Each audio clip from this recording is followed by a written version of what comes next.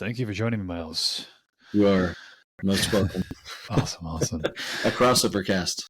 We met up through Connor Beaton's Man Talks on the How to Work with Men program. It's a coaching program, right? How long have you been practicing therapy for? Fucking hell. A long time.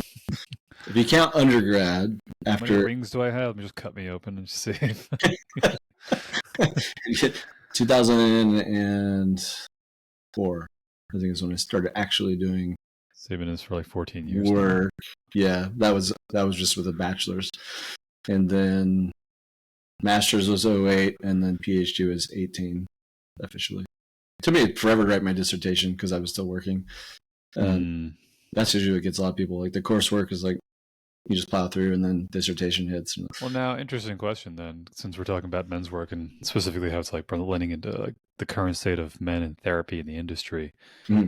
Do you feel like you really learned much in the therapeutic educational system in academia about how to work with men, or is it not as effective as what you're doing with? That's a fucking great question. No, absolutely not.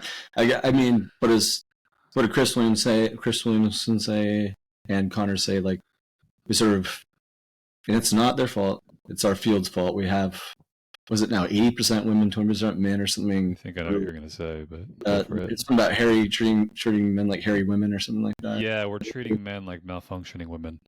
Yeah, and I think it's like a concept creep. I think it just kind of crept in, and it was the reverse back. In Ford and Young's day, it was very male heavy. So it's not like a conspiracy or something. It's just skewed that way. And a lot of guys are becoming men's coaches, which is cool. But we need a lot more dudes to like join the ranks of the therapists.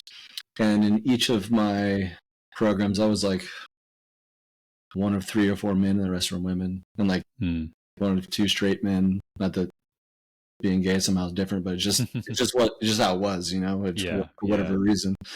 But yeah, they didn't teach like gender specific therapy, but it was different. I think they sort of maybe weren't thinking about how this would land with men versus women. So it's not their fault. It's just sort of a concept creep. Well, I wonder, because I can speak from experience, is it that they didn't know how it was going to land with men, or that I wonder if it's more of a function of, I just had the thought, I lost it. Hold on. Do you have ADD too? Oh yeah. ADHD, ABCD, FG, all the whole fucking got all the acronyms going on. Yeah. I'll throw in a joke and I'll probably edit it afterwards, but it was really funny. Ralphie May, the comedian. I don't know. He's a very funny comedian. He's like a Southern guy who grew up in Arkansas.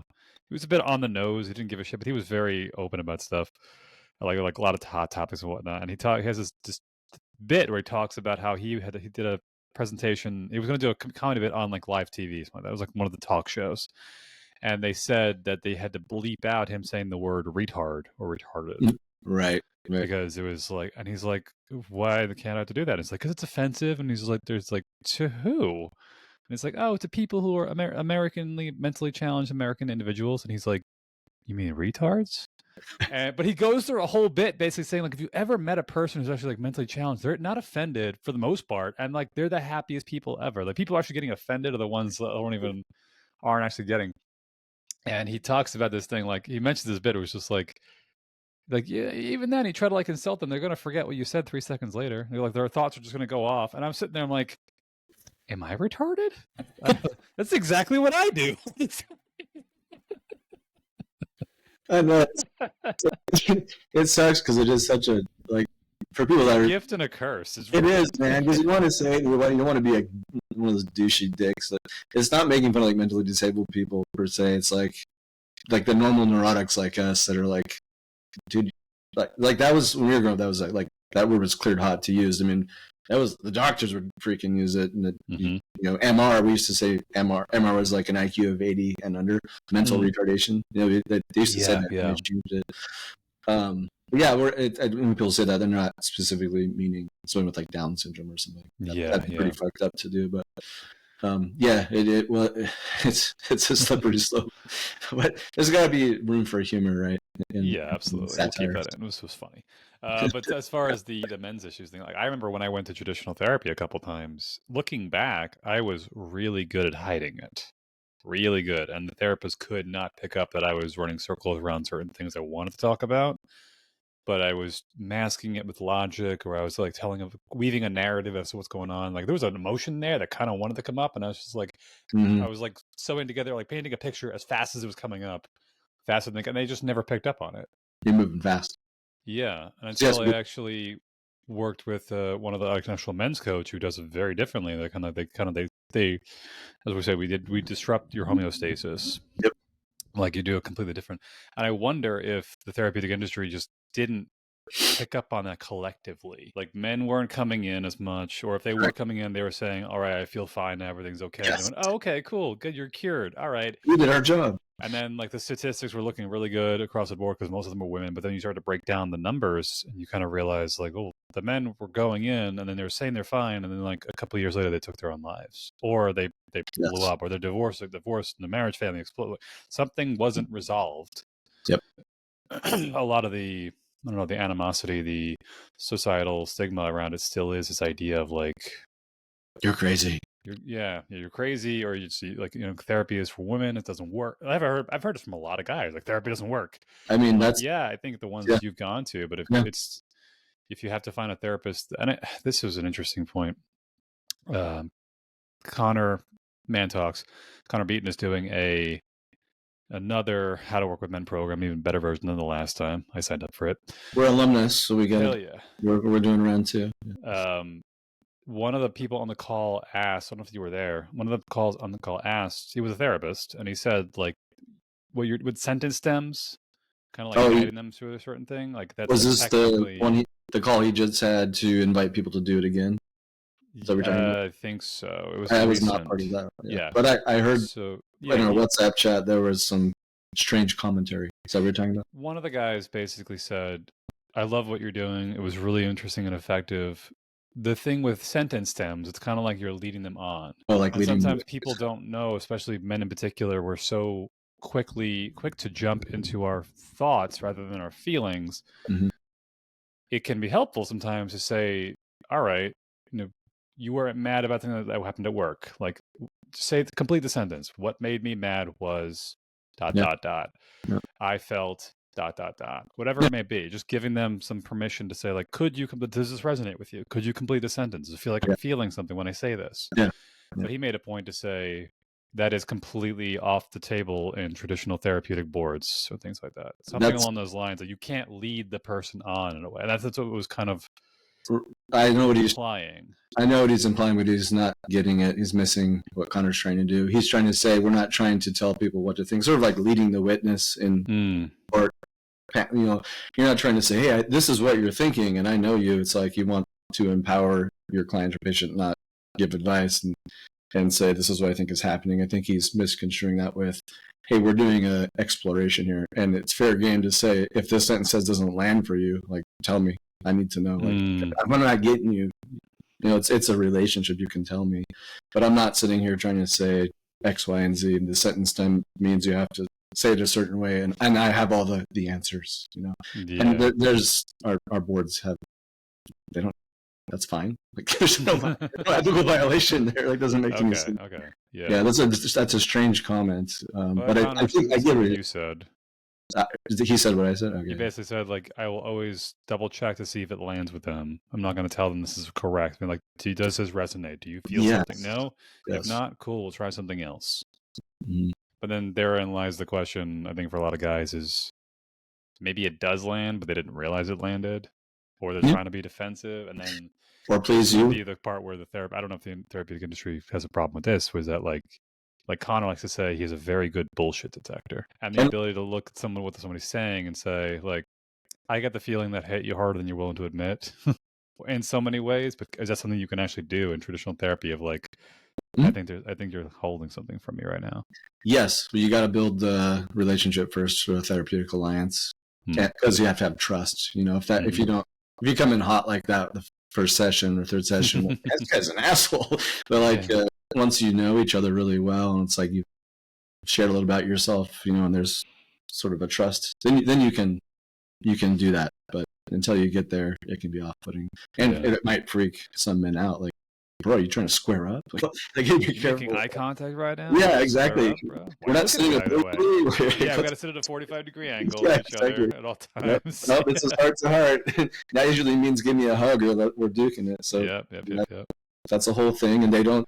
We talk about in our training, like not to have a barrier between us, right? Because they're like if you go to like your boss's office, he's sitting at a desk and he has a chair. There's like or he or she has a barrier. It's a completely different setup. You're not going to be very open, you know. Like some people come sit on my couch and they'll hold a pillow, and it's like a way to like comfortable. Yeah, and that's fine. Like we start there, but then someone else will point out, and be like, "Hey, you noticed you hug that pillow every time. Like, what's the story with that? You know, there's a trailhead. Oh, I didn't even know I was doing it, or I feel really nervous. You know, and then you can pull the threads from there. Yeah, there's so much you can do, but it starts with the trust and rapport, or else, and it doesn't really go anywhere. And a lot of studies have shown it's the relationship that heals, and then the modalities and techniques come second. But that's just with men and women across the board. Men specifically, I think there is a slight different way to do this for sure. But we do have to access our feminine as well, but we might have to go through the masculine first to get there. That makes sense. Can you elaborate on that? So we'll have a masculine, feminine, energetic sense. If in the Jungian terms is the anima and animus, anima being feminine, animus being masculine. Yin and yang, you know, that sort of idea. So I consider myself running a little bit more feminine energy than masculine. Most healers are that way. We're sensates, right? We're a little more emotional. We sense more. It's a double-edged sword. And then, you know, I do the Coast Guard Auxiliary part-time. I know if I hang out with my brother who's in the Coast Guard, and he's a DEA agent right now.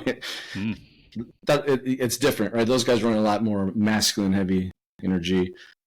And they forget they have a feminine side, you know, and it's that part's a little bit threatening sometimes for a lot of men to go there. I think a lot of us guys that go to the healing field, nurses, doctors, massage therapists, chiropractors, we have a more sensitive side to us.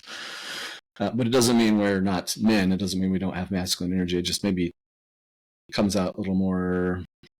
You know, Dewey Freeman, another Jedi master, calls it structure and softness. Structured softness. Yeah. It's the same idea. You got to have some structure and you got to have some softness. Like a man's structurally strong and soft, has some softness inside. And when to know to utilize both, and sort of that inner yin and yang. What does that look like for you, and how do you bring them together? And then Trevor Boehm always talks about the marble man and the sensitive new age guy. And it's like that's the disconnect of the man. Like marble man's, I don't care, I don't feel, I don't need anybody, I hate women. Sensitive new age, I do whatever you tell me to do. Tell me I'm a doormat, and I also hate women. It's like women problems, and sometimes dad problems. But we got to bring them back together, right? They both have something to teach each other. And we start to shed the stuff that's like not helpful and bring together the stuff that's good. Then we have structure and softness. Then we have like an integrated man, if you want to say. I've seen that thrown out there in the manosphere, that integrated man name. It's great. It's a great. People are using that as great because I think that's what we're trying to do with the whole men's movement. Yeah, I've made this point how, like, in my opinion, and it could be off, that like nice guys and bad boys are just two sides of the same coin. Bingo. Exactly. Yeah. Yeah. Like, and you got to remember we're a coin. What was that? We have to remember we're one coin. Yeah. And how like the nice guys basically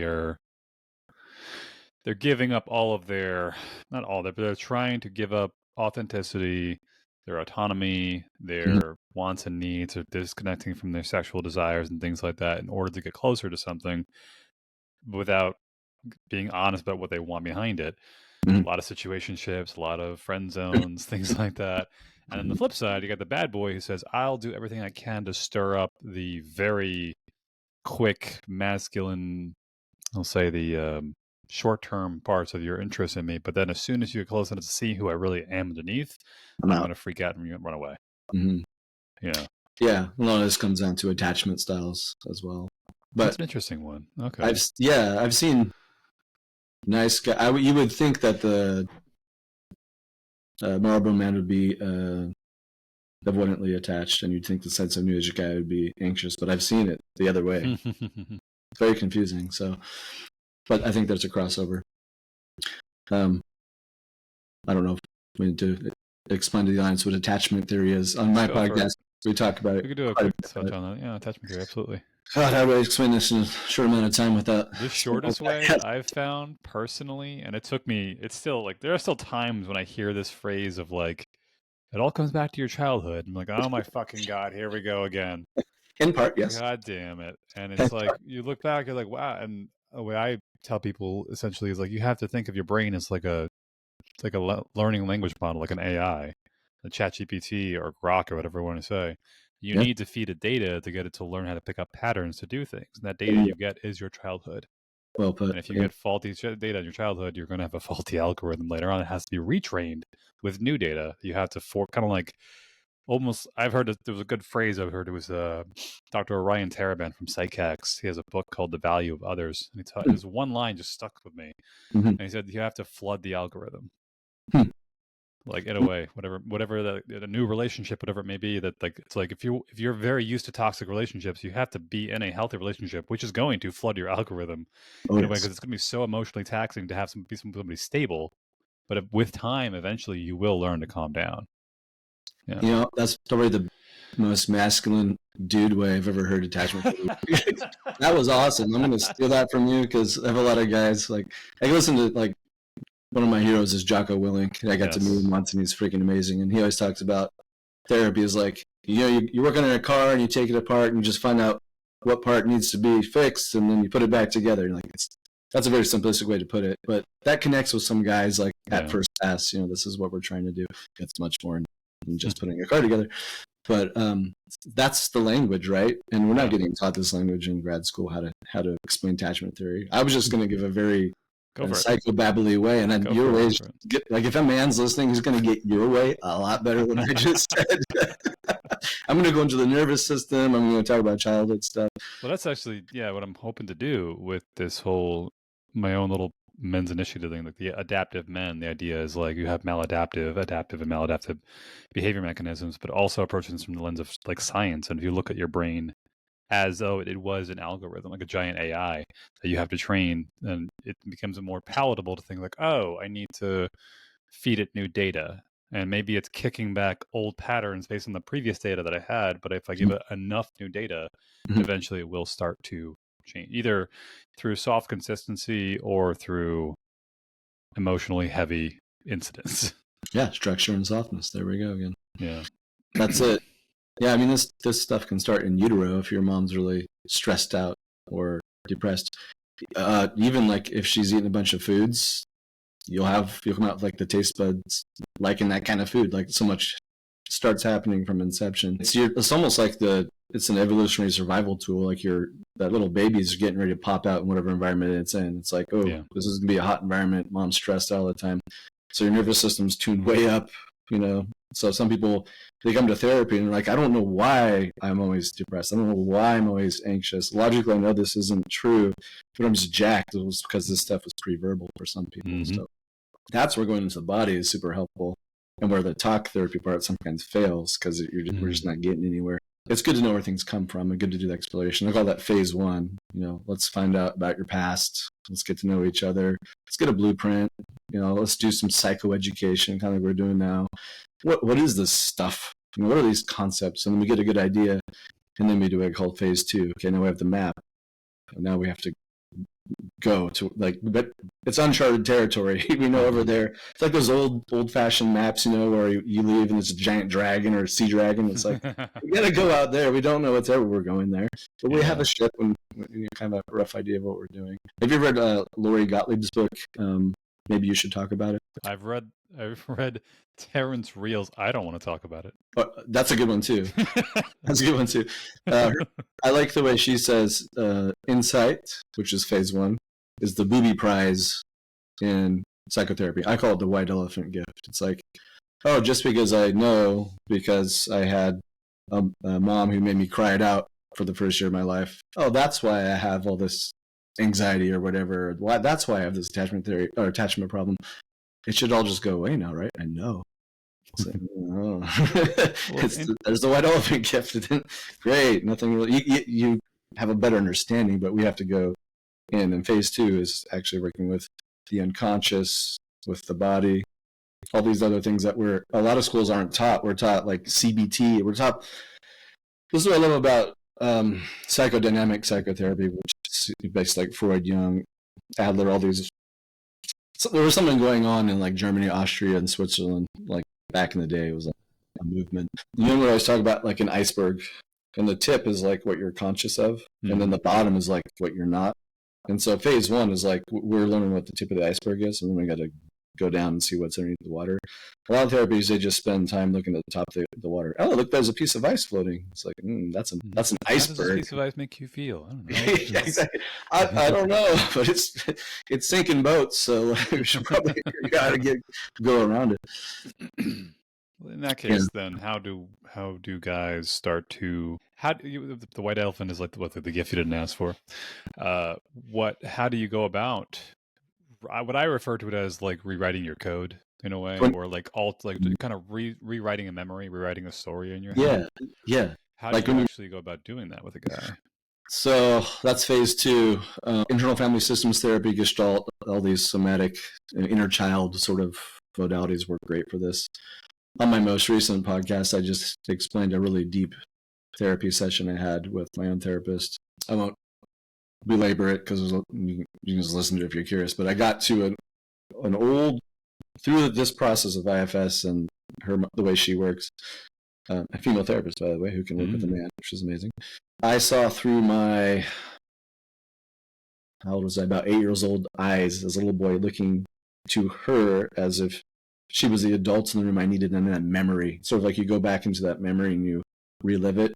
But she was telling me all the things that the adults weren't telling me, like, hey, why are you guys getting divorced? What's going to happen? Was it my fault? All these, just like explanation and calming my nervous system. They were just, my dad was leaving. My mom was a mess. And all his kids are like, just like shaking with like this big explosion of news, and no one was explaining anything.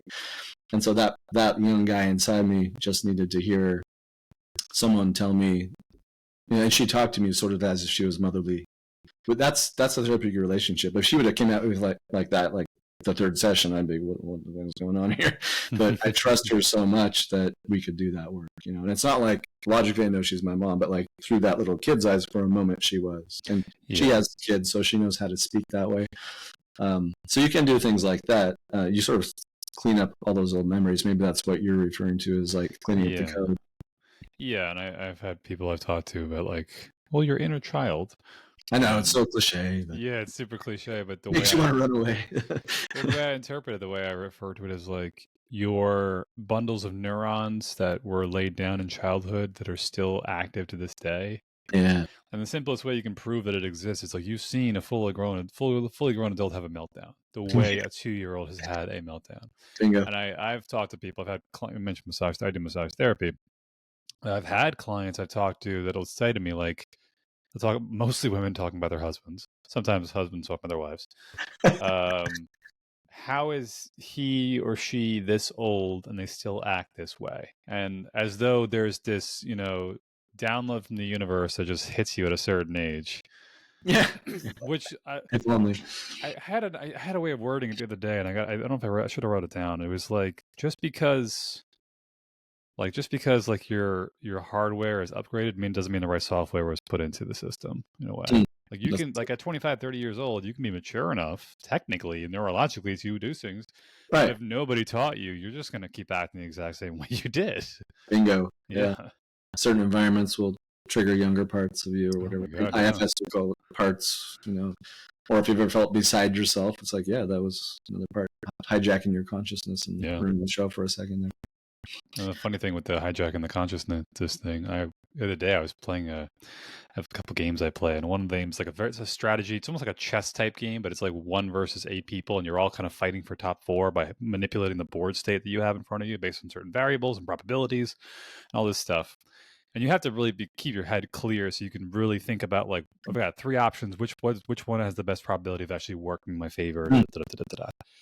But I also have a wonderful tendency to tilt. And I remember I was playing a game, and I was just things were just not going my way, and I was just getting more and more and more pissed off. And then I finally had a moment where like I kind of like finally calmed down, and then I saw like everything on the board as that I missed for the past 15 seconds. If I had done it properly, I would have actually like won the game. And afterwards, I just shocked. I was just like, I didn't realize how much my vision was narrowing Yeah. until I actually calmed down and saw it come back out. But it Yeah. felt so rational for that duration. Yes. Yeah. And it's always the scary thing to teach people and to really grasp is like, there's a part of you that can take over your conscious mind and convince you you're still in control. Yeah. Yeah. That's why we got to have a relationship with these guys. Because they don't, in IFS language, they don't trust your highest self to run the show. So they'll just do it for you. Yeah. Well, in that case, they're basically, what can you, I know IFS is internal family systems, where it's like Yes. the idea of articulating parts of like the feelings you have and ideas and thoughts and things, but it's all like different parts playing a role into who you are. Mm-hmm.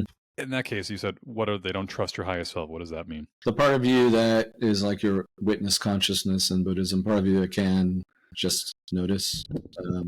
It doesn't really have a job. It's just, it basically is like curious, compassionate. Like Dr. Schwartz, the originator, has like 12 C's that like what names what the highest self does. We have a part underneath called the pseudo self that kind of feels like your highest self, but you sometimes can tell because when you're doing IFS, it'll be the part that just quickly has an answer, and it's like, well, that part just blocked a younger part from probably saying anything. So we just ask it, hey, is it okay if that part just kind of watches or relaxes? And you'd be amazed sometimes people do that, and all of a sudden they're like, because we'll ask, well, how do you feel towards this young part that we've come up against, and the pseudo self will be like, and you ask it to relax, and then there's a totally different response. I'm like, oh, yeah, I feel really like sad for that part. That's always That's your highest self. It's like that's self-parenting. That's the first step to being self-led. You know, you get the above board view. You detach but don't disconnect from the parts. You unblend from the parts, as they say. And the parts are protectors. So you have the managers, which are like usually critics or the pseudo self.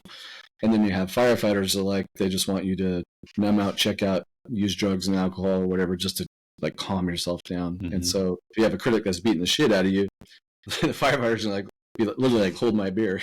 Here's 6. You shut up. Because both of these are trying to keep you, the system, from feeling what are called the exiles. It's sort of like in the Jungian terms, the shadow, the stuff where we don't want to get, what's where the pain is, right? Mm-hmm. So they're trying to keep you from experiencing that again at the cost of other pain. Like now I have an alcohol abuse problem, but that's cool because I don't want to feel the childhood pain I felt in their mind. Yeah, absolutely. Yeah, but when you have the relationship and grow them up, they sort of can unblend, they can heal, they can get out of the way. And then your direct highest self kind of experience with an exile. That's what happened to me in my therapy session. That kid was an exile. And you know if it's an exile if it doesn't have a job. It just hurts.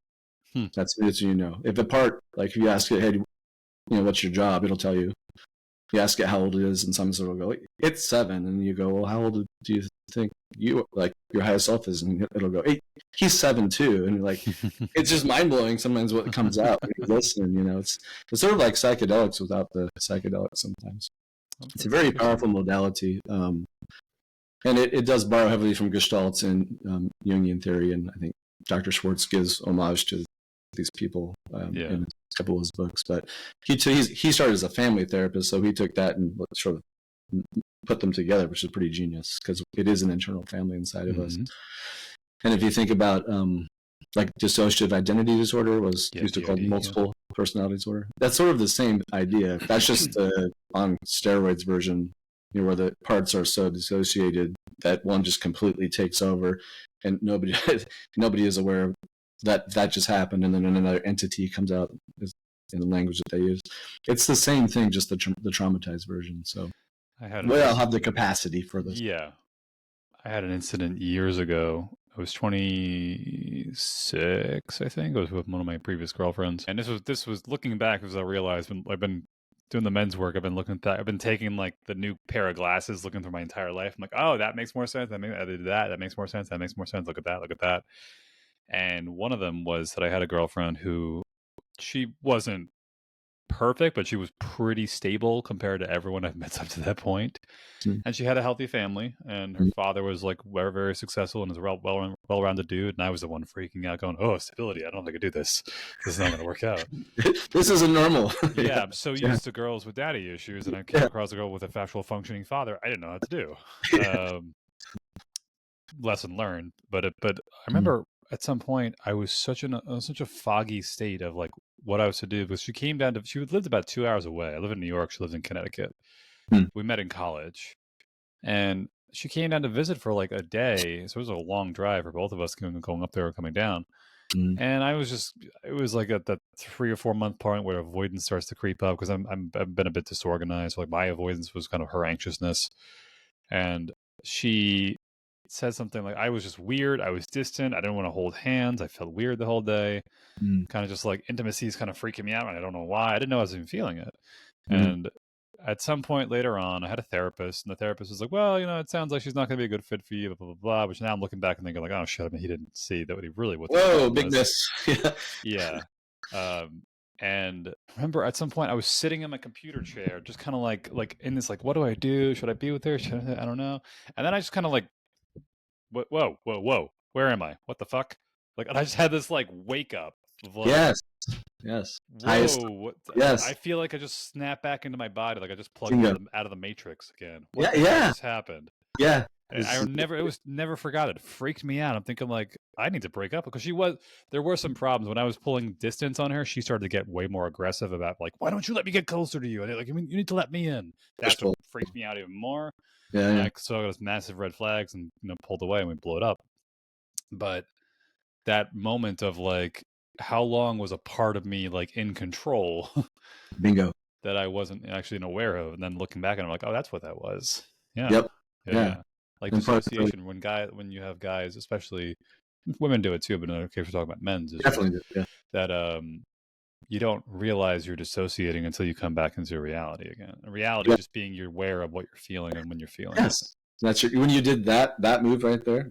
I often do that. I'm like, when we're working with parts, I'm like, if I was working with you, it was like, is Michael 7? Like, let's look at his hands. And that part, it blows its mind. Holy shit. These aren't 7-year-old hands. It's like, how big are my hands? What the hell? We've grown up. Yeah. And sometimes that's really helpful. But yeah, your highest self snapped at it for a second there. And it takes practice. That's why meditation is so great, because you're practicing like focusing, going in. You can use your inner sensations rather than the breath or sounds or whatever as your focal point.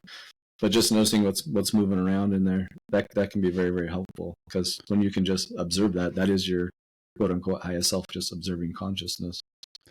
So that's good practice to add if you're curious about this work. In the case of men, then this kind of ties to tie into. I'm sure I can find a way to tie into this male loneliness. I'm looking at the little list we have off to the side here, and that it's like it's getting to be a much bigger problem nowadays. A lot of guys feel isolated. Not only with other people, but also with themselves. Like they don't know how to like talk to parts of themselves, let alone other people. Good point. Yeah. And then having to try to deal with the consequences. For me, I know we both did the Connor's mental self-leadership program, which, by the way, Connor, if you ever listen to this podcast, we're giving you tons of free advertising right now. We'll have them on it. All 10 viewers that'll watch this episode. We'll get them. Don't worry. Yeah, I'm sure we'll get that. What was it? The MSLP that I didn't realize for myself. It's part of the reason I'm moving down south. It's like I have friends here, but they're all just living their own lives, very busy, very scattered.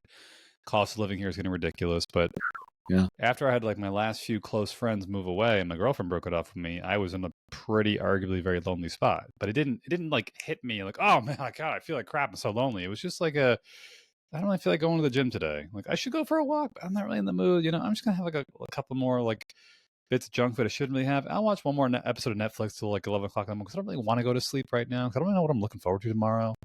And also, and it just started creeping very slowly, and all of a sudden you wake up one day and you're like, what the hell happened to my life? What the hell's going on right now? 10 years go by and I go, shit. In this case, luckily for me, it was only about 4 or 5 months or so before I caught it. I was like, oh, whoa. The reason I caught it too is because I went to go visit some friends down south. And when I hung out with them, I felt like I got a triple shot of espresso. You did. Yeah, and I remember saying, "Oh, sorry, what was that?" That's why the like Dr. Glover and Connor would say, go hang out with more men, right? Yeah. Yeah, and it was just like, it was like a triple shot of espresso that hit me, and even they were like, "Whoa, you're like bouncing off the walls." And it was like 9 o'clock at night. We're going out into town just to walk around. Like, I'm just excited. I don't know why. I haven't felt this in a while. And then like 2 weeks later, yeah, like 2 weeks later, I'm sitting there thinking about like, what the hell was that? And I was like, when's the last time I really had like a night out with nothing on the agenda, but just hanging out with some guy friends, just let life happen. Yes. And my body just picked up on it immediately. And it was interesting because it doesn't tell you. A lot of times when you're feeling lonely or you're feeling, sad or feeling this or feeling, it doesn't tell you, hey, you're feeling, it just says like, here's some anxiety, figure it out. Here's some depression, figure it out. Like, it's not going to tell you exactly what you're missing. And so it's almost like a bit of a checklist you need. Yes, it's telling you there is something up, though. It doesn't specify, but it tells you something. No. That's what I meant to say. It doesn't specify exactly what it is, but it tells you something is wrong. Yeah. Well, we have to learn what the skill set is, right? Like it's the same as physical pain. If you bump your knee, you don't just go, that didn't happen, blah, blah, blah. You're like, oh, am I bleeding out? Let me rub this thing. Let me tend to it. Let me tend. We kind of just innately know what to do with the emotional world. We're not really taught, unless we had great parents or therapists when we were young, how to do that, how to self-soothe. And those parts of us that, if there's anxiety, like maybe for you, it was a bunch of those firefighters saying, a little more video games, a little more, we don't need that person. And they're very crafty sometimes to keep you safe. And maybe there was some part of you that was scared of like deep intimacy or something. It's like, even with ourselves, let's just distract. And guys, we're pro at distracting, even talking to ourselves. Self-talk is huge in our field, and then dialogue with the parts. Self-talk meaning like cognitive behavioral therapy, like how am I talking to myself consciously? Oh, I'm catching that distorted thought or the way I'm beating myself up.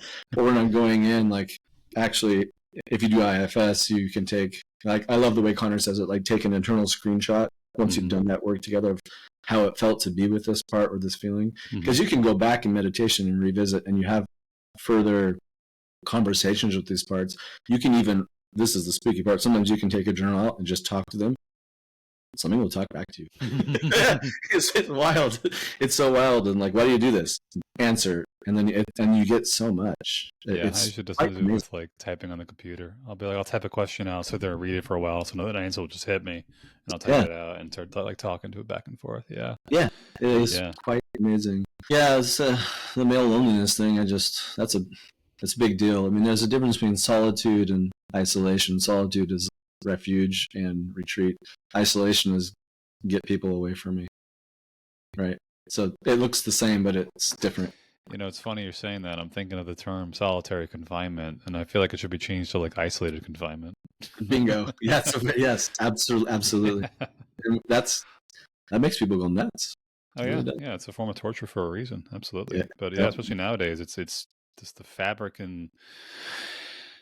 I have too many thoughts on this, but I wanted to touch on one quick thing before we get into this. Which was really funny is that you mentioned the CBT and how you talk to yourself and how it's very clever and crafty. And it was funny. It's a quick little story. It was a funny story. I had a buddy of mine who's a chiropractor, and he is not an overt nice guy, but he has a little bit of trouble with boundaries sometimes.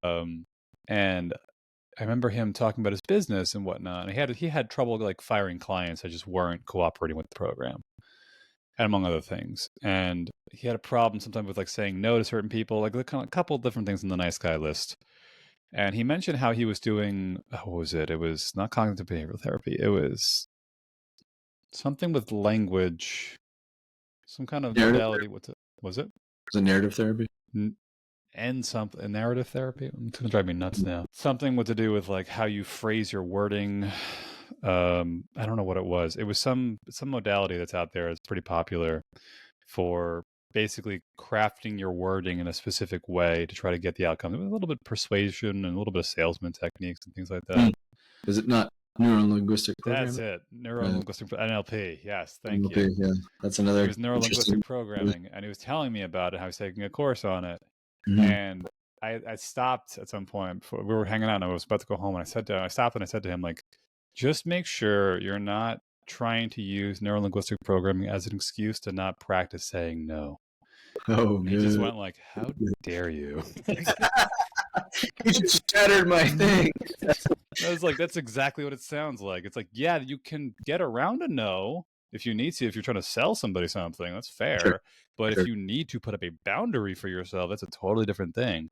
And you Mhm. don't want to figure out, like, how can I convince them that they don't want the thing that I don't want to then say no to them? Like, that's not the same thing. Correct. That's That's a totally part. different because it's not going to And work then for you every single build person. yeah, totally. And then you build a whole NLP program around that part. And the part's like, yes, I did it. And Yeah. it does work, but it doesn't heal you Doesn't fix the necessarily. problem. Yeah. No, Yeah. it has its place. It's a very interesting modality, but yeah, this is why I love all this stuff. There's so many. We're so complicated for being such stupid humans. Like, there's so much there, and that's why there's so much to get after and study. But it's also like, I think we were all joking on our WhatsApp chat, like, how much of this stuff do, like, there's always another book, there's always something else to learn, and when you have time to digest it, it can be frustrating, but you just kind of iterate and chip away. Well, interestingly, with the men's loneliness thing, what I've been noticing through all the books that I've been reading, and I've kind of a lot of books, a lot of YouTube videos, a lot of programs I dove into. Mhm. At some point, you start to see a lot of through line narratives to things Yeah. that work and things that don't work on even like a cultural or societal or biological level that you kind of can't really argue with. It's like no matter Mhm. how much you convince yourself your knee doesn't hurt, you hit your knee fucking hurts. How much you Bingo. convince yourself you're not lonely, you haven't had friends to talk to anyone, you are fucking lonely. Bingo. And this also ties into then where the bit of a disconnect is going back and forth between how much of it is it on a guy's personal responsibility for something they're doing versus like the narrative they were sold growing up of the life that they live in, the world they live in. They told them like, go out, keep your head down, work your ass off, push down your feelings. And then one day they feel like crap and they're like, well, go make friends. And they're like, nobody Ah, fucking told me. All you told me how to do was work and put my head down. Everything. You never told me how to make friends. yeah. And then I get a lot of people get almost like a kickback online from some people who are just like, oh, it's my responsibility to be like the male loneliness crisis is happening. A lot of like angry feminist kind of stuff, but Correct. other things Correct. Yeah. that is like the fabric and the design of society is such that it's like basically saying like you need to go make friends and be open and vulnerable, but if you do it, we're going to punish you for it. Oh, that's bad. Yeah. Where are you going with that one? That's there's a difference between like your friends busting your balls because they like you. That's banter. But if someone's making fun of you or weaponizing your vulnerability, that's not a person you want to be around. That's a person that's not done their work. Yeah. And Brene Brown talks a lot about this and men opening up, and then getting like they're getting kicked in the nuts for it by their significant other.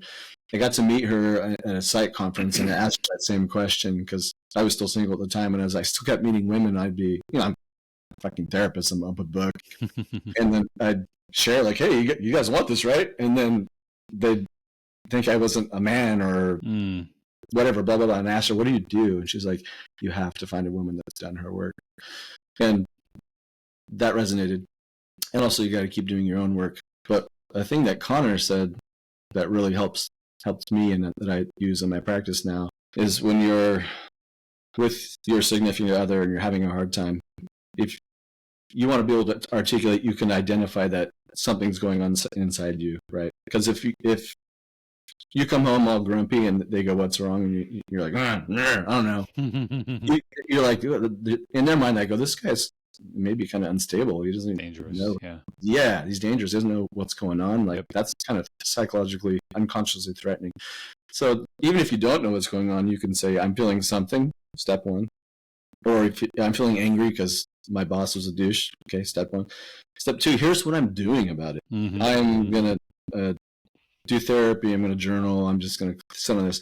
And the third one is what everybody misses and where it goes wrong and where you get your shit weaponized against you. You don't have to mommy me, or you don't have to take care of me. You don't have to do anything. I just love you. I just want to process it with you. You don't have to fix me. I just want to run this by you. Now, is it for men to women or even for women to men? Same thing. Great question. I'm speaking more men to women, but I think it could work the other way as well. Definitely. Because we don't want to be each other's parents. We want to be each other's supports. We don't want to have that put on top of us. It's crushing. And then people, their attachment system get kicked up, and then you have that push pull, and then it just evolves from there. I wonder to what degree, though, too. It's like sometimes, I guess, being a parent versus playing a parent temporarily. Temporarily, yeah, you can. I mean, it gets soupy and slippery slopey, but otherwise we're So then going it into starts codependency. reinforcing a behavior pattern, like, oh, I can like, you're my husband, I can come to daddy when I need to, Yeah, or vice versa with mom and mommy and my wife. Yeah, and then we have codependency. Yeah, yeah, yeah, that's yeah. that's not good. And as Esther Perel says, we wear so many hats in our modern culture, it crushes what used to be a community. You know, you have to be my best friend. You got to be my sexual crazy partner. You got to be my Jesus, confidant. You got to be my blah blah blah. And it's like I want you crushing. to be my everything, my one and Yeah, only, exactly. my this, and just like that's too fucking much for one Too many person. It's hats. way too much for Yeah, one person. That's what I tell guys too. Or yeah. like if you're like love drunk, for example, it's like you need other friends. Like you've got some kind of Yes. lonely desire for some kind of connection. You have to spread it out. Bingo. You can't dump it all on one person. And this No. is what blows up relationships left and right. Is like you Hell can't yeah. turn one person into a whole village. No. We get the village back by getting a squad, getting a group of men, or if you have a few women friends too, that's cool. But whatever, just like community. Like we don't even know our neighbors sometimes. God. Like I know my neighbors. It's cool. Like they have parties all the time, and he's a colon surgeon. He has like this dope house, and there's like this cool little pub inside, and like and it's awesome, But like if we would never have talked, we'd just be like kicking it and like that usual, hey neighbor, or what's your name again? Over It's the so fence where all you just see is the eye. yeah, Like home improvement. exactly, exactly. That is such a good example.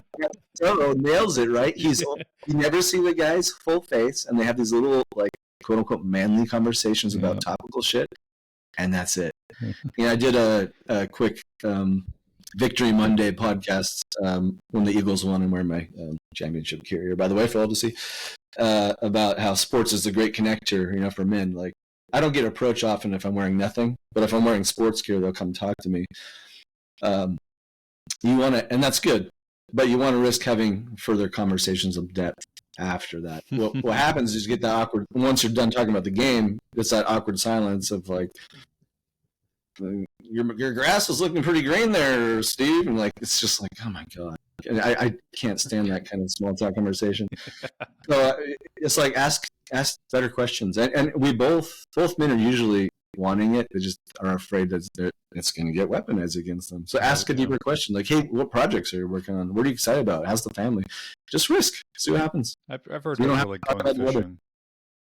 What's that? It's like I refer to it as like going fishing. Like drop a fishing line on a couple of different things and see which one bites. And don't take it as like an attack in case one didn't bite on one particular line. Just, Totally. Any projects? Oh, not really, no. Oh, anything going on with the kids? Oh, now that you mentioned the kids. Oh, so there's the line. Cool. Let's talk about the pole on that one a little bit, see where it goes. That's a good way to put it, yeah. And not every guy would be ready to bite, but the ones that do can become closer friends, and that's what we're going for. I noticed this, I had a buddy of mine where he's a smart dude. He's very like philosophical, very intellectual. And I literally just had dinner with him last night. We were talking about this, and there was some difficulty in getting to like depth with other men. And I think his argument was like, are they capable of that level of self-awareness to have these kind of discussions, or is it just like an IQ thing? Is it like and I think the argument is like, even if they're not the smartest guys ever, you can still get them to feel something in front of you. And it's a matter though of also like making sure you find the right guys to do that, because even like you might find super smart guys who can't open up emotionally whatsoever. Yes. Complete idiots who are wide open books emotionally. And I'd rather have those guys. Yes.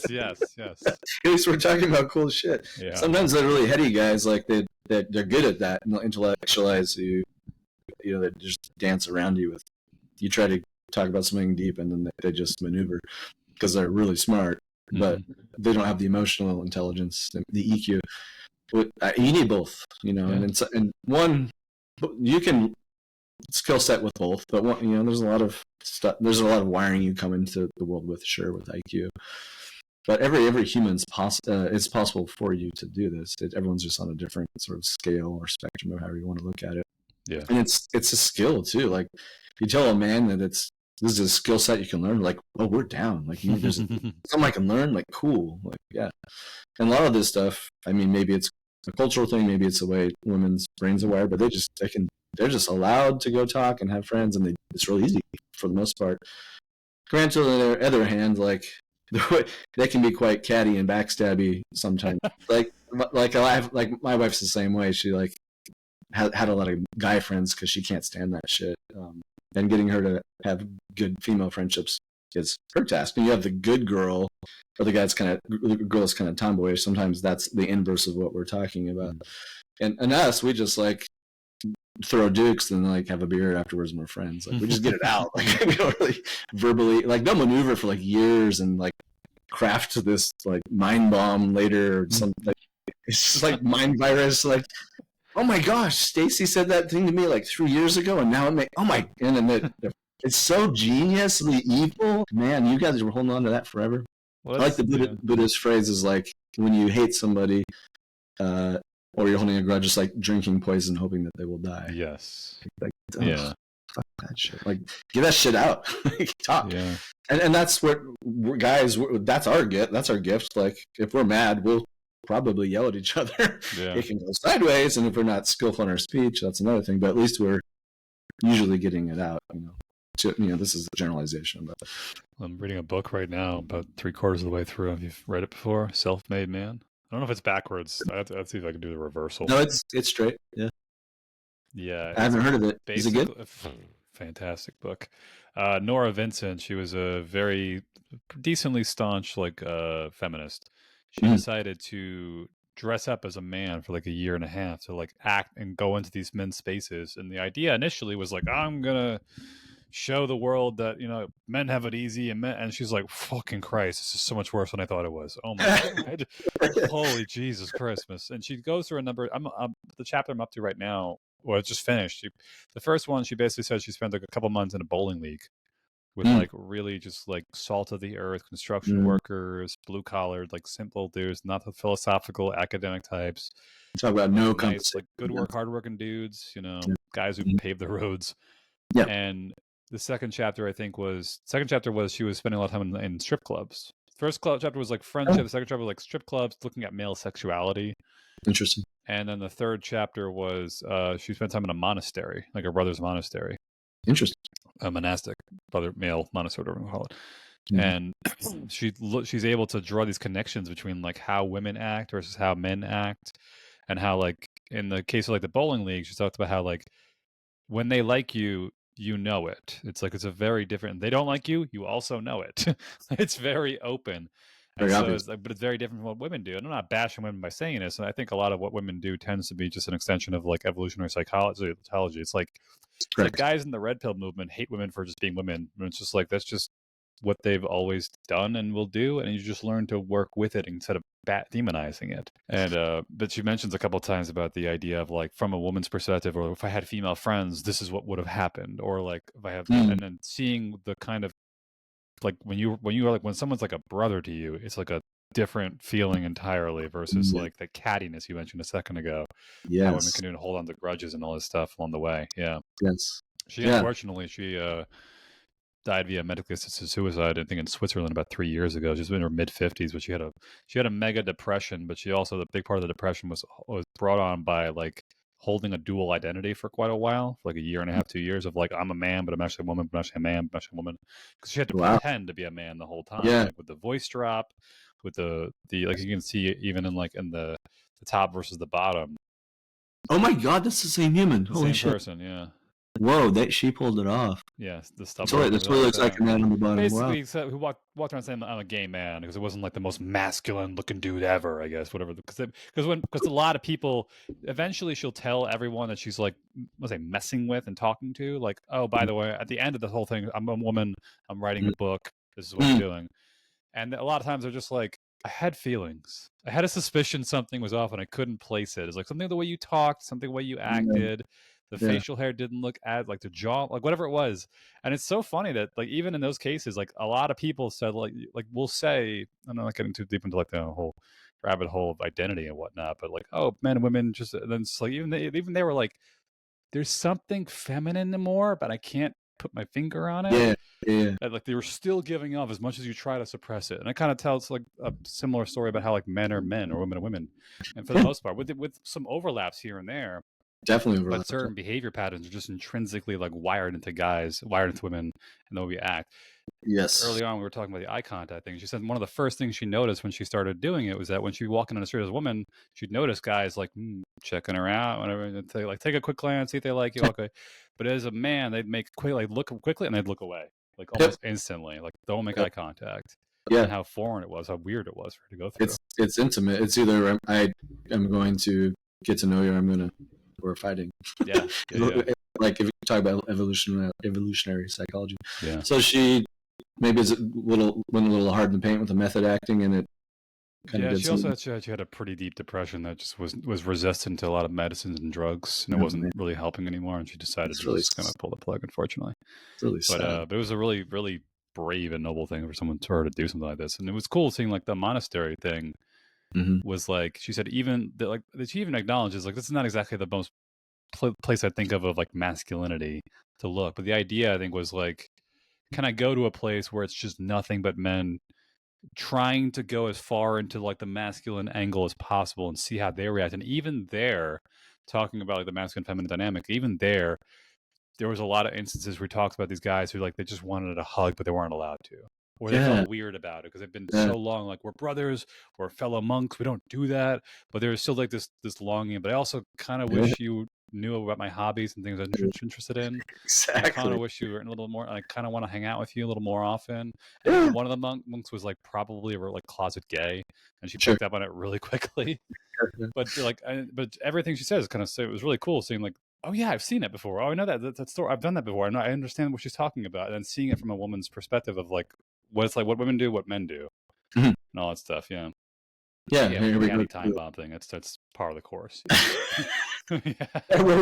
Way better at on balance than we are. And that's what I think. What we try to teach with the men's coaching and men's work is like when you learn to be a couple things. When you learn to be grounded emotionally, like you don't get perturbed by the natural fluterations that women will go through more often than men will, generally speaking. And that also becomes an aphrodisiac for a lot of women. Oh, yes. It's like, wow, this guy's actually very calm and relaxed. Like I've heard it referred to as John Wayne energy. Like he just walks in the room and he's like, whatever's going to happen, he's got it under control. Like, taking no, he does. Yeah, he feels comfortable in his body. He doesn't necessarily need anything, but he's ready to connect and operate. And just be present and be there, and he'll take care of it if he needs to, or we can kind of just calm down. But also a big one with men is if you're so in your head, you miss out on a crap ton of communication via body language. And that's the classic story of like a year later, you're like, oh my God, she was flirting with me. Like, damn it. How did I miss that? Like, you knew it at the time, but you were so inundated with, well, how do I look? How do I feel? It was she noticed my teeth, my nose, my eyes, my shirt's a little bit. Like, if you say like, I'm good, you'll see everything.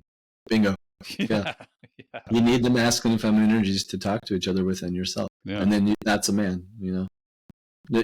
John Wayne energy, you could argue that's also the Marlboro Man. Maybe there's a better version. But, that's kind of why some women early on are attracted to the motorcycle guy, right? Like, oh, he's strong and I don't have to take care of him, but then he ends up being a douche. That's a whole other rabbit hole we could go down. But that's actually, we could go down that one because in the book, what she talks about is she went on dates with women. And it was actually, she talks about like how it was the early days where it was like email dating and whatnot before apps came along. I don't know when the book was published. I gotta take a quick look. I'm really curious when it came. I think it was over the course of about a year and a half. I don't know how long she took. 2006, roughly. So it was Facebook and Instagram was like 2010s. So this is about we're going on 19 years old now. She mentioned in the dating sense then how she talks about how women have this almost internal disconnect or don't realize what they're doing, how they say like, I want a man who's soft and kind and caring, but like then why do you keep going for the biker badasses? Like what the fuck? There's something in there that you like that you don't realize you like. And even one of the women she talks to, she went on a date with, usually at the end of like if they kind of got along well, and eventually she'd be like, by the way, boom, I'm a woman, holy crap. And then to get their feedback, what they thought, holy crap, and all that stuff. And one of them women she mentioned she went on a date with, a couple dates, was like, it's like you listen so well. You make good eye contact. Like you know how to like concoct a story because it was all via email. Like your wording is like sex to me to watch how you know how to talk well. Yes, but you're not like big burly hairy monkey. And I just can't find you attractive because this one piece is so important. I can't get, and maybe guys will hear this and think like, well, I'm not a big hairy burly monkey, but like the metaphor for it is like, yeah, masculine, not giving a fuck, doing things you enjoy, not be afraid to like fall on your ass and get up, lifting heavy shit, whatever it may be, whatever that looks like for you. yeah, for you, yeah, exactly. Yeah. Like she connected with like the feminine part of that woman, but not the masculine part because she just couldn't. Even she said like it was really fucking hard being like this masculine frame because like all the female parts of me kept coming back to what I wanted to do and say. Or moments where she'd be like talking to a guy, and she's like, I just wanted to hug him and tell him it's okay. And it's like a guy would ever fucking do that shit. That's a lot of guys friend zone themselves by doing that. That's like that's a nice guy move, right? You just try to be over indexed into the feminine. Jesus, and then you know that like you're friend zoned because you got to show the masculine parts too. It's a balance. You don't want to go over the other way and dominate the conversation, but you also want to. So with the nice guy thing, because this is hitting very close to home, not only to my past self, which I've since worked on, but also guys I'm talking to and working with right now. Mm-hmm. How do you go about getting a guy to see his own nice guy tendencies, if you can? That's a process. How do I do it? I mean, besides flat out, step by step, a very broad step by step. Besides flat out handing him Dr. Glover's book, I did that actually. Yeah, I did that. Yeah, it's a great book. A couple of the guys I'm working with, I did the same thing. Yeah. I just ask curious, like probing questions, like to get them curious. Like, how's that been working out for you? What does that look like? What are you actually looking for? And I often highlight the difference between support versus caretaking. Support is like you're still you, and you're helping them. Caretaking is you've lost yourself, and you're. I call it the order of operations. The correct order of operations is who am I? Who am I about? What do I want? What do I need? And when I do that calculus, no other humans exist on the planet. And then I intern with the other person, and there's a negotiation. The wrong order is like, oh, you tell me who I should be. I'll be a chameleon. I'll just do this dance, and then we're good, right? Like, what do you want? What do you want for dinner? I don't know. You tell me what we want for dinner, rather than just saying, I'll get back to her. I want pizza or whatever. You know, it's you're going way off into ceding all your power to the other person, thinking that if you do that, it's a give to get. Like, oh, then they'll tell me I'm a good boy, I'm a good person, you know. But that's highly unattractive to most women. They don't want to be mommies. You know, they might be attracted to your sensitivity and your niceness at first pass, and then you get together and they start to be like, this is like, where's your manhood? And yeah, and society doesn't think back to male loneliness. I think society is telling, like, for a while there, like, if you have a penis, you're bad, right? You're a toxic masculine type or whatever. It's like, so let's take away the word toxic, because you could use that for the feminine too. Just because you're a man doesn't mean you're bad. And I think a lot of guys now are getting that message, because I'm a man, I'm bad. So I've got to neuter that part of me and be more feminine. And we grow up in a society where all your teachers are usually women. This is universities, a lot of women teachers. Your therapists are women. Your dad was gone and your mom tried to be your dad, and like, God bless them for trying, but that initiation in manhood doesn't really happen. And women have a natural initiation into womanhood, like biologically. It's the first time of their period. Mm-hmm. We don't really have a whole lot of that, you know? Yes, that's an interesting one. And it's what I keep hearing in my head, because there's an angry feminist taking up space rent free in my head right now. Like, just like more, and not that I agree with it, but it's more like, if like a really, really far off to the side of like this, you know, distribution of ideas person came and heard this, what would they say? And then how would you respond to it? Mm-hmm. And that idea of like, well, women get, you know, women initiate just by their periods basically means the only reason you're a woman is because you can get pregnant. Angry. It's like, if we pull away everything on what it means to be like a human being, like if our genes are only really doing all the complex shit they're doing just to keep reproducing, then like maybe there is something down there about like, that is a very, very, very, I think the mistake though is that we don't value like motherhood and femininity the way we used to, like culturally. Bingo. Yeah, and men used to do that. We need to bring that back. Yeah, it's both our faults. It's society's fault. You know, like, it's just like, it's like probably a counter movement towards men running shit and being douches and sexist and blah blah blah. Hence the feminist movement. I mean, women couldn't even vote for a while there, which is insane. So you can see where their gripe Even is. the voting thing, I've heard it before, but a lot of people couldn't vote. Oh, yeah, exactly. Yeah, it wasn't like, just women. it's like if you look at, not to knock the feminist movement, but like you look at a very small sliver of history, like we couldn't vote. It's like most guys couldn't either. If they didn't own Yep. land, they were fucked. Yep. It's like it was still kind of concentrated. You're looking at the wrong. You're getting mad at the wrong people. If you think yeah, exactly. That's kind of true. Yeah, you have white skin or own shit. You probably weren't voting either. So we've come a long ways, which is good, and I think we're still going.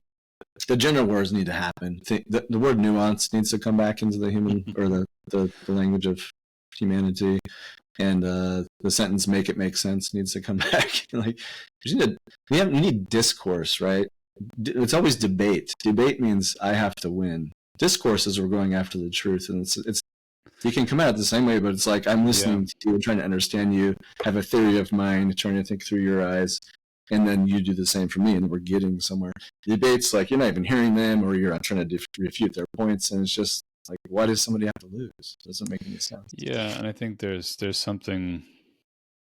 What's popped in my mind is this discussion about how we've done a number of different things throughout history of trying to figure out how to get relationships to work between men and women. And sometimes it's like it's being arranged, and versus it's going to be just figure it out yourself. And here's dating apps. Try this out. Didn't work out at all.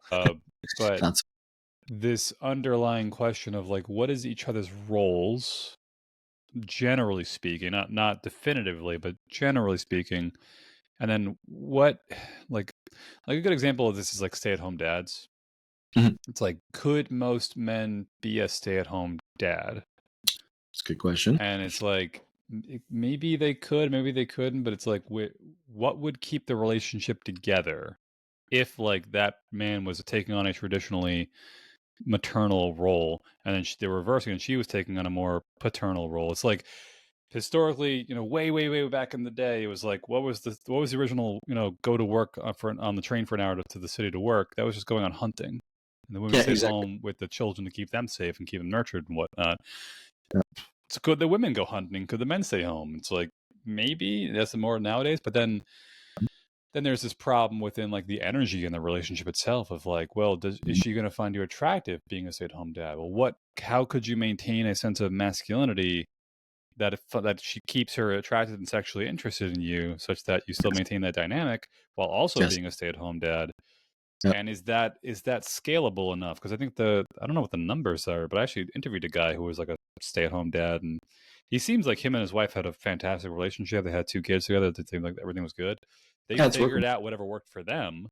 Yeah. Because they kind of like I'm suspecting like they kind of knew what role needed to be played, what kind of energy came to the equation along the way. But also when behind closed doors, I'm sure they were like going into very different energy.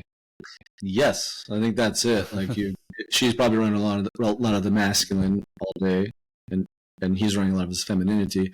I think when they're alone or she comes home from work, there's got to be a sort of transitional period where he can run some of his masculinity, and she can put all that hard masculine, hard driving work stuff down and not crush her own femininity, Yeah. And back to play with it. Back to our anima and animus. Like we have to figure out what that balance is. And some guys can completely do it. Some guys are doing it as nice guys though, and then they're building resentments. And then the female half is like running a lot of masculinity and crushing her femininity, and that can cause all kinds of problems. Yeah, but this is modern living. Like we have to we have to think about this harder now. But we can't ditch the fact that our brains still have thousands of years of evolution hardwired into us. We cannot ditch that. That's a big point of contention for me. A lot of people saying like, "Well, society is just what we make it to be." That's part of it, but kinda, yeah. But like my thinking is like postmodernism. I've heard a lot about. It's like people who are very like, we can make it whatever we want it to be. We can make a utopia if we choose to. But since it's not, it's because we didn't choose to. And it's like, I don't think even monkeys could figure it out. Like they're completely untapped. Like even interestingly, I'm going to want like a weird random rant/tangent. It's like that Sex at Dawn book that we were talking about briefly recently. They make a point about how like our closest ancestors are chimps and bonobos. Bonobos, yeah. And chimps are notoriously physically aggressive when it comes to territory, when it comes to hierarchies, They go things to like war. that. They go to war with each other. The tribes go to war with each other. It's all been documented. Bonobos just fuck all day, every day, They solve nonstop. it through sex. Yeah. But interestingly enough, the chimps have evolved such that like they're getting something a little bit more scientific. Like their genitalia to body size ratio is extremely skewed towards the body because they're Bingo. basically evolutionary arguably saying like when you're going to reproduce, you're going to have kids. So you don't have to worry about it. So what you should focus on is being as strong as possible so that when you Yes. have to beat up another guy to get so you can get access to the female.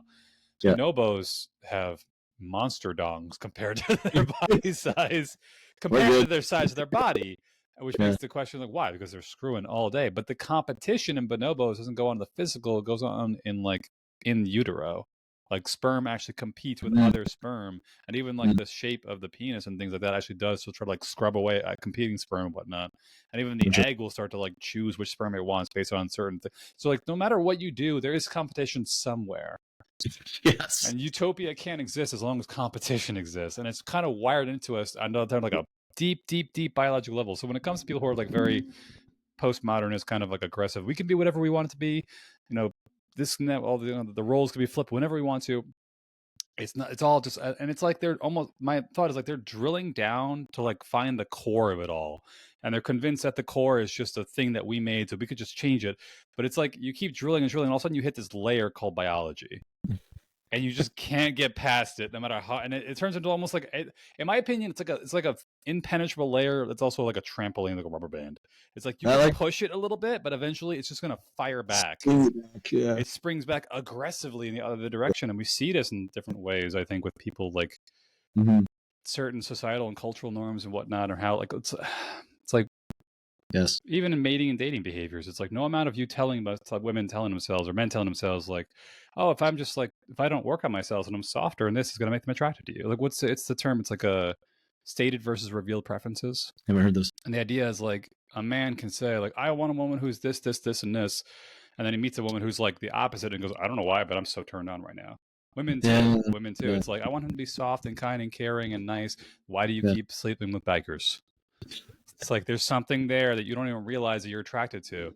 And Yeah. even in the case of dating, it's like with men and women, I just like it's crazy nowadays how it's gotten so bad. Yeah. But the like giving somebody a chance is to better understand your own attraction mechanisms. Like Mm, most of my previous girlfriends, when I met them, they were cute. And then when we got mm, to know them, then they became really fucking hot. mm-hmm.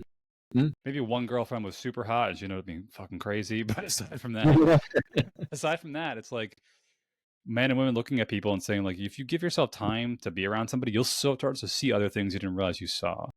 Yes. But if we all start looking at very superficial reasonings as to why certain things should be, you're going to Perfect. miss so much along the Yes. way and miss Yeah. out on really good opportunities.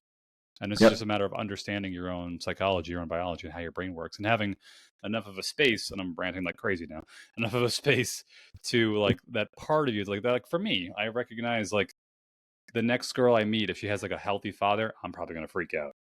I'm gonna have to take some Because time getting used to it. We talked about this earlier about me and my own like relationship yeah. with disorganized. And I know I have a bit of disorganized attachment. So when I meet her, I know I'm gonna like have days where I'm just blank. I can't think straight. I'm freaking out. I feel like I have to run away. It's not gonna work out. And it's all bullshit. Because it's all It's just old wiring trying to keep you activated. safe. But I'm Yeah. able to see it enough now that I can openly communicate it and work through it. Mm-hmm. But I don't That's know the where I was task. going with all. I was just kind of ranting now, but No, you're just the biopsychosocial model. We have to. It's all integrated. We have to remember that. that's Yeah, cool. you can talk about constructs of society, sure, but it's not the be all end all. Yeah. You have to actually take works, what doesn't work. Yeah. Yeah, you got to tinker. And there are masculine and feminine energies within all of us, and there's also biological tendencies within all of us. Yeah, So and we need. that's a big one. Is like respecting your biology. There's a book. Hmm, It's probably on their bookshelf behind you. This is a brain on birth control. Let's get a little more I do clear. not have that one in my This, bookshelf, but this, this let's is that the put it right T-shirt here. test? Do I have that Yes, in there? yes, it Yeah, does. that's And a also great. the ovulation hip gait, the walking gait. I don't know that one. So we talk about like not realizing what you're attracted to. Basically, there's two chapters in the book, at the very beginning of the book, and it prefaces the rest of the book because the author she's a hormonal biologist. I want to say something like that, Dr. Mhm. Sarah Hill. Mm. And she knows like people are gonna be pissed when they hear this, and it's mostly your ego flipping out more than anything.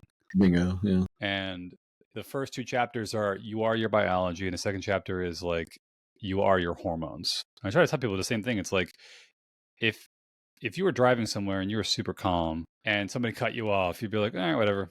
This guy's a bit of an a-hole having a bad day. If you're driving somewhere and I shot you in the leg with adrenaline and then somebody cut you off, Jesus Christ, we're gonna die. I'm gonna kill that mother effer. Oh my God! If you were in a bad mood, you got to argue with your wife or your boss, or your husband, and then somebody cut you off. It's like whatever your hormonal state is going to dictate what you see and feel That's a good point. dramatically. Mm-hmm. And the book basically makes this point to say how your hormones are really, really affecting your sense of reality. So Bingo. this is your brain and birth control thing. That was a T-shirt test where women found men. The T-shirt was like soaked with testosterone. They can actually smell it and think of like, oh, this one smells more attractive, or I don't know why, but for some reason it smells more attractive. The flip Mm-hmm. side of that was men, among a couple of things it did. Men, they would show the silhouettes of women walking, but it was like the same woman at different phases of her cycle. Yeah. And when she was ovulating, they were way more attracted to her hip gait and her walking. Wild. So this is actually a thing. And they made a point to say that what high heels do is that it kind of props up Yeah. your butt a little bit and makes your hips move a certain way that emulates the ovulatory phase of your cycle. Fascinating. Instead of saying like it's all just what, like, no, there's so much biology. There's so much more going on. Yeah. There's so much. It's ridiculous. And even the big point of the book was to say like it's not unheard of. I don't know what the word is. It's not unheard of to think that birth control. Yeah. First off, it messes with your sense of reality because it's messing with your hormones, and it's just anybody who's getting any kind of hormone therapy is going to feel different. Even if you're a guy getting testosterone therapy, life's going to be very different once your testosterone comes back. And HRT for women in menopause, big time improvements. Yeah, yeah. And so, well, I was just saying. The T-shirt test and how birth control. The thing. The birth control thing was that there was a number of stories of women who were on birth control, met a guy, got off birth control, lost all interest in him. That's so crazy. Yeah, it's something like maybe about pheromones or something, but like the birth idea control was that they've actually this is what's so cool. And this is a cool thing to talk about, but to also understand for guys, this still underlies the idea of just be you. Be your own authentic masculine self. Like, do difficult shit in front of women and be okay when they don't like you. And if when a girl likes you and she's going to be emotional, just be okay, be grounded, because it's going to be like a wave no matter what you do. And the idea was that what happens naturally throughout a woman's cycle is that she goes like ovulatory phase and then like the shedding phase. It's a little more complicated than that, but it's like I can get pregnant, I'm shedding. I can get pregnant, I'm shedding. I can get pregnant, I'm shedding. Whatever it is. While she's in her ovulatory phase, she finds more more masculine qualities more attractive. So deeper voice, facial hair. Oh, he's in pretty good shape. He's got, he's got he's got a whatever it may be. While she's shedding, more like provider, protector. Like, oh, he's got a really good job. He's really good with his emotions. Stable. He's very stable. So like when she's ovulating, she's like, yo, that biker is fucking sexy. And then when she's shedding, it's like, yo, that guy at investment banking who makes a lot of money is fucking sexy. Can you do both? Well, that's the idea for the men, is like you should be masculine and feminine. You should be able to balance both in a healthy way and be able to withstand the fact that like even in a healthy relationship, she's going to find like that interest is going to wax and wane with time. Why? Because hormones are going to wax and wane with time naturally. But when you don't take it personally, because you're emotionally grounded and you're feeling okay, then you kind of just take it as like she's just going through that time of the month or whatever, or hormones or menopause, or even for me, for guys, like we all crave novelty. You might see say you get bored of each other and things get to routine in the bedroom, whatever it may be. But the idea was like it may be affecting, like if you're with somebody new, like make sure she's not on birth control, because then you don't know if it's authentic or not. That study really, that's an important study, because that really flipped on its head. And I personally, and of one attest to this, my wife will tell me like she's much more touchy and huggy when she's before the egg is released. And then then it's released and she's like, go fuck yourself, basically. Not really, but she'll tell me, I just feel like I want you around me more. I want to touch more. There it is. That's proof right there. The big problem being that like when you take the problem with the birth control is that as it is now, I'm sure they're going to keep refining it in the future, but currently as it is that it puts them perpetually into like the shedding phase, I think it is.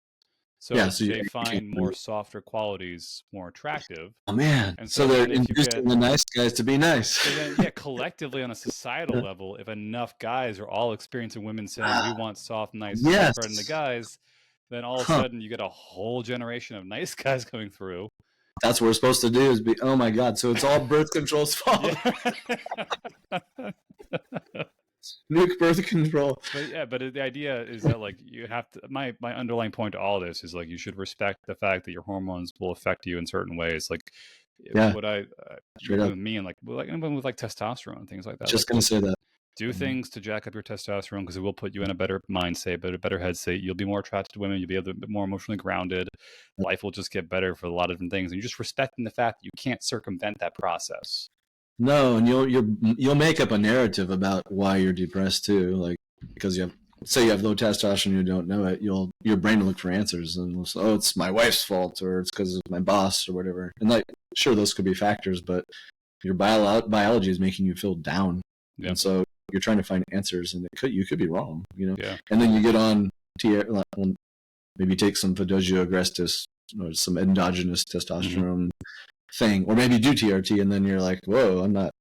That depression's just vanished. Yeah, and overnight. I can lift more, and then my libido's skyrocketing. That Sex at Dawn book, we mentioned about a very unique case study about a guy who, I don't know what, I think he had some kind of tumor, some kind of cancer, and it just happened to just shut off like 99% of his testosterone production. Something crazy like that.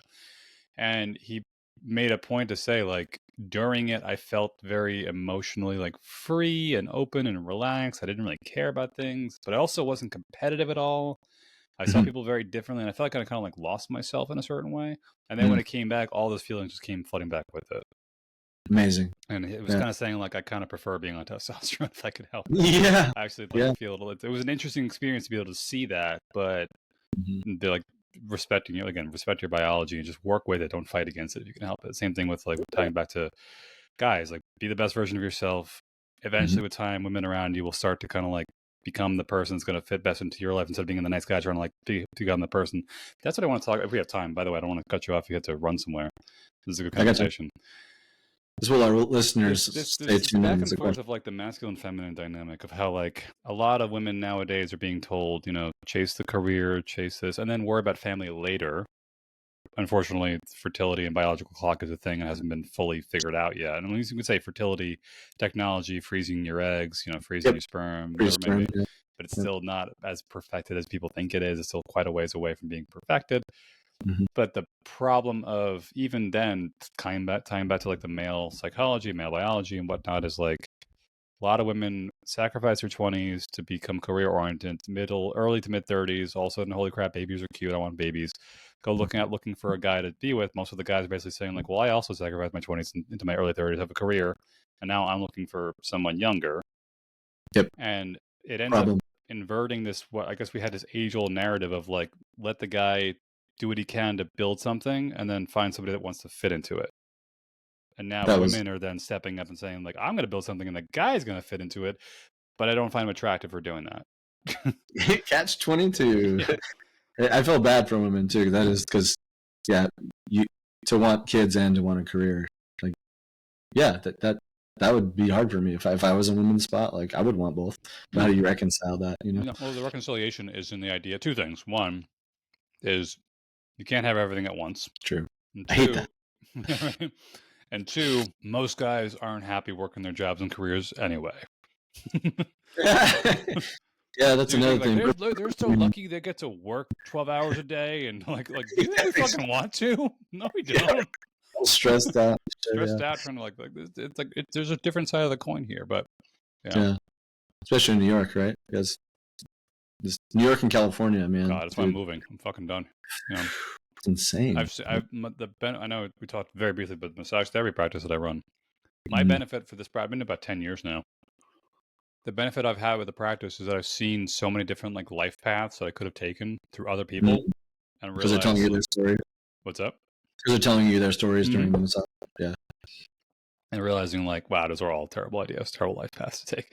But a big one I see repeat, like again with the books I read, what I kind of start to see is like most people seem to be on a deeper fundamental biological level happier when the environment and the social structure and the kind of like lets people lean into who they authentically want to be.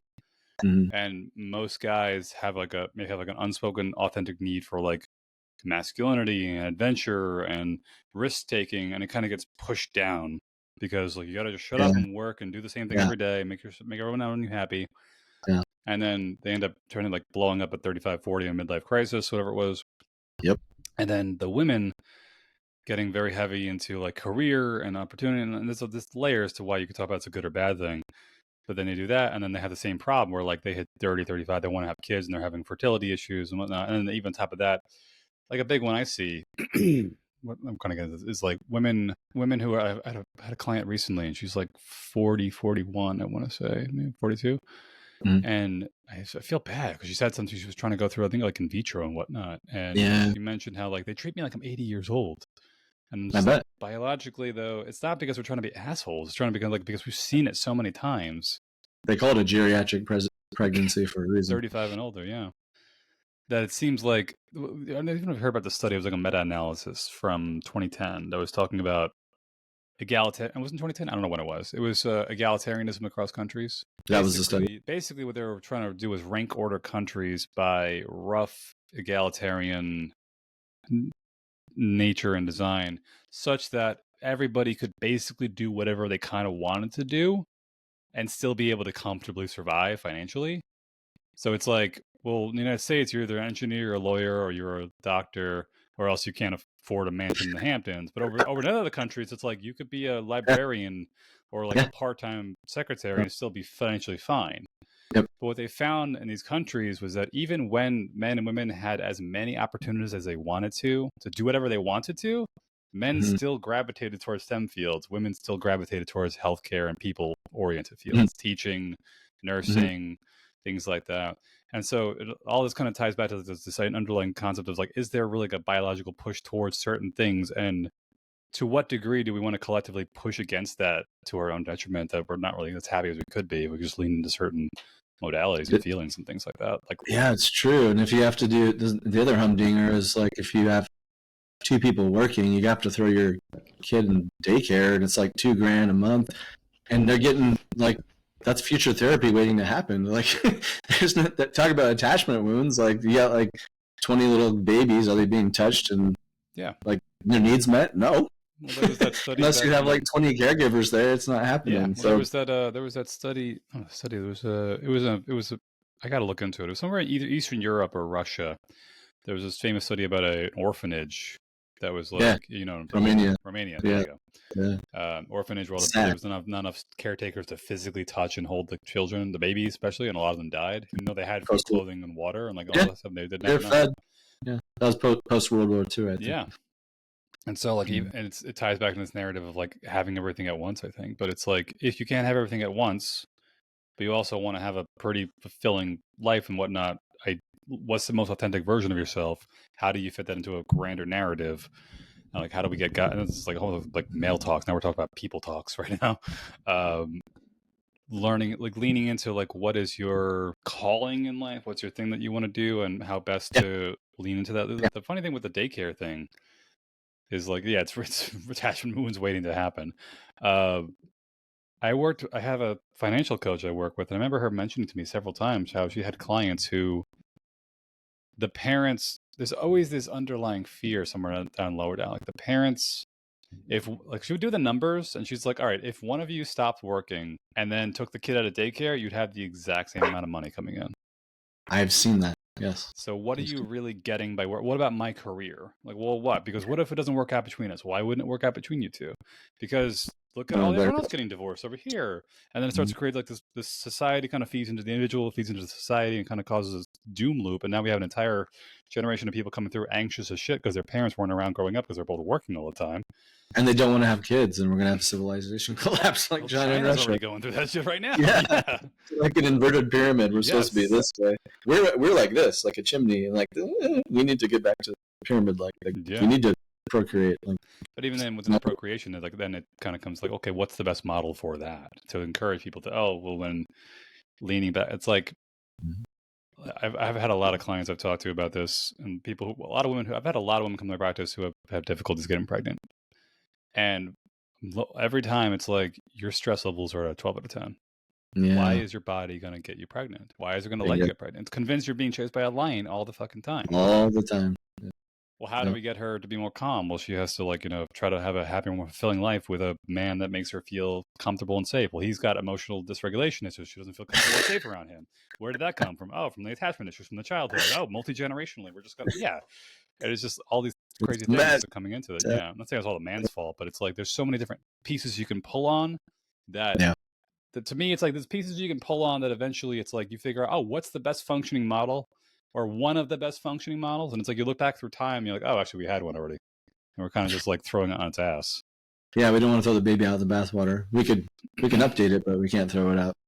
Yeah, and updating it while also trying to figure out what is the core programming of what it means to be like man, masculine, feminine, all that stuff in each person makes them happy. What's the actual things you prefer? What's going to keep you two happy in the long term?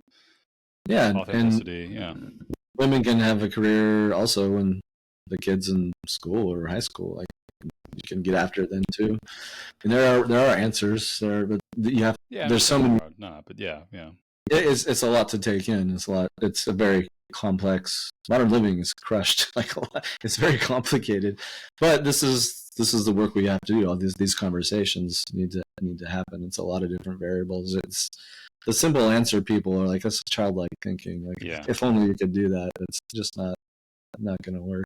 So for you basically started doing your own coaching group psychotherapy as a massage therapist. Like, yeah. oh, I'm kind of. It's sort of like you guys, like hairstylists and bartenders, are like, you should get de facto like PhDs. Yeah. Actually, yeah, exactly. Yeah. You guys should get honorary PhDs because like you're doing the work. So, was that the thing that like was a light bulb moment for you? Because you mentioned like a calling, like in Jungian terms. You would talk about either you have a midlife transition or you have a midlife crisis. Mm-hmm. The crisis is the ego deciding, I want this sucks. Well, I'll work twice as hard and I'll get a trophy wife and the Corvette and things will be cool. Mm-hmm. And it works about 90 days and then it sucks even more.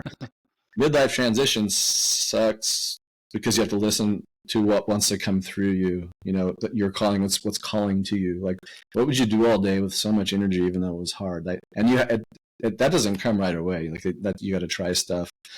James Ellis, my favorite psychologist, jokes like the first half of life is largely like a mistake, just trying to figure shit out, and the second half is like figuring out what is it really about. Jung would say the first half of life was putting on personas, trying to find out who you are, and the second half is taking those masks off to know who you really are. Mm-hmm. So I'm wondering if that might be hitting for you, like midlife transition, what's calling to you. And I think maybe that is because you put a ton of work into this work and you're transitioning over to the men's coaching space. But I bet you can parlay a lot of those skills that you learned people into this. Yeah, I've had so many people, a lot of women, because it's mostly just women that come in for massages more often than men, but a couple guys too once in a while. But a lot of women, it's been so funny. So you want to be a men's coach. Yeah, right. Because you're listening to their stories about their husbands. So that's exactly it. I've had so many women come in and be like, "Oh, what do you do? I'm a massage therapist. I'm also working this coaching thing. Oh, what's the coaching thing? Oh, it's where I, help guys to better understand their own emotional state and like, get in touch with their feelings to help better their relationships. Well, how does it show up? Well, sometimes they're workaholics. Sometimes they're just like avoiding conversation. They don't know how to be intimate. Like 9 out of 10 times, like, are you talking about my husband right now? And like so many times I've heard this story and I'm just like the same story over and over and over again. And you zoom out and you're like, oh crap, this is a societal level thing.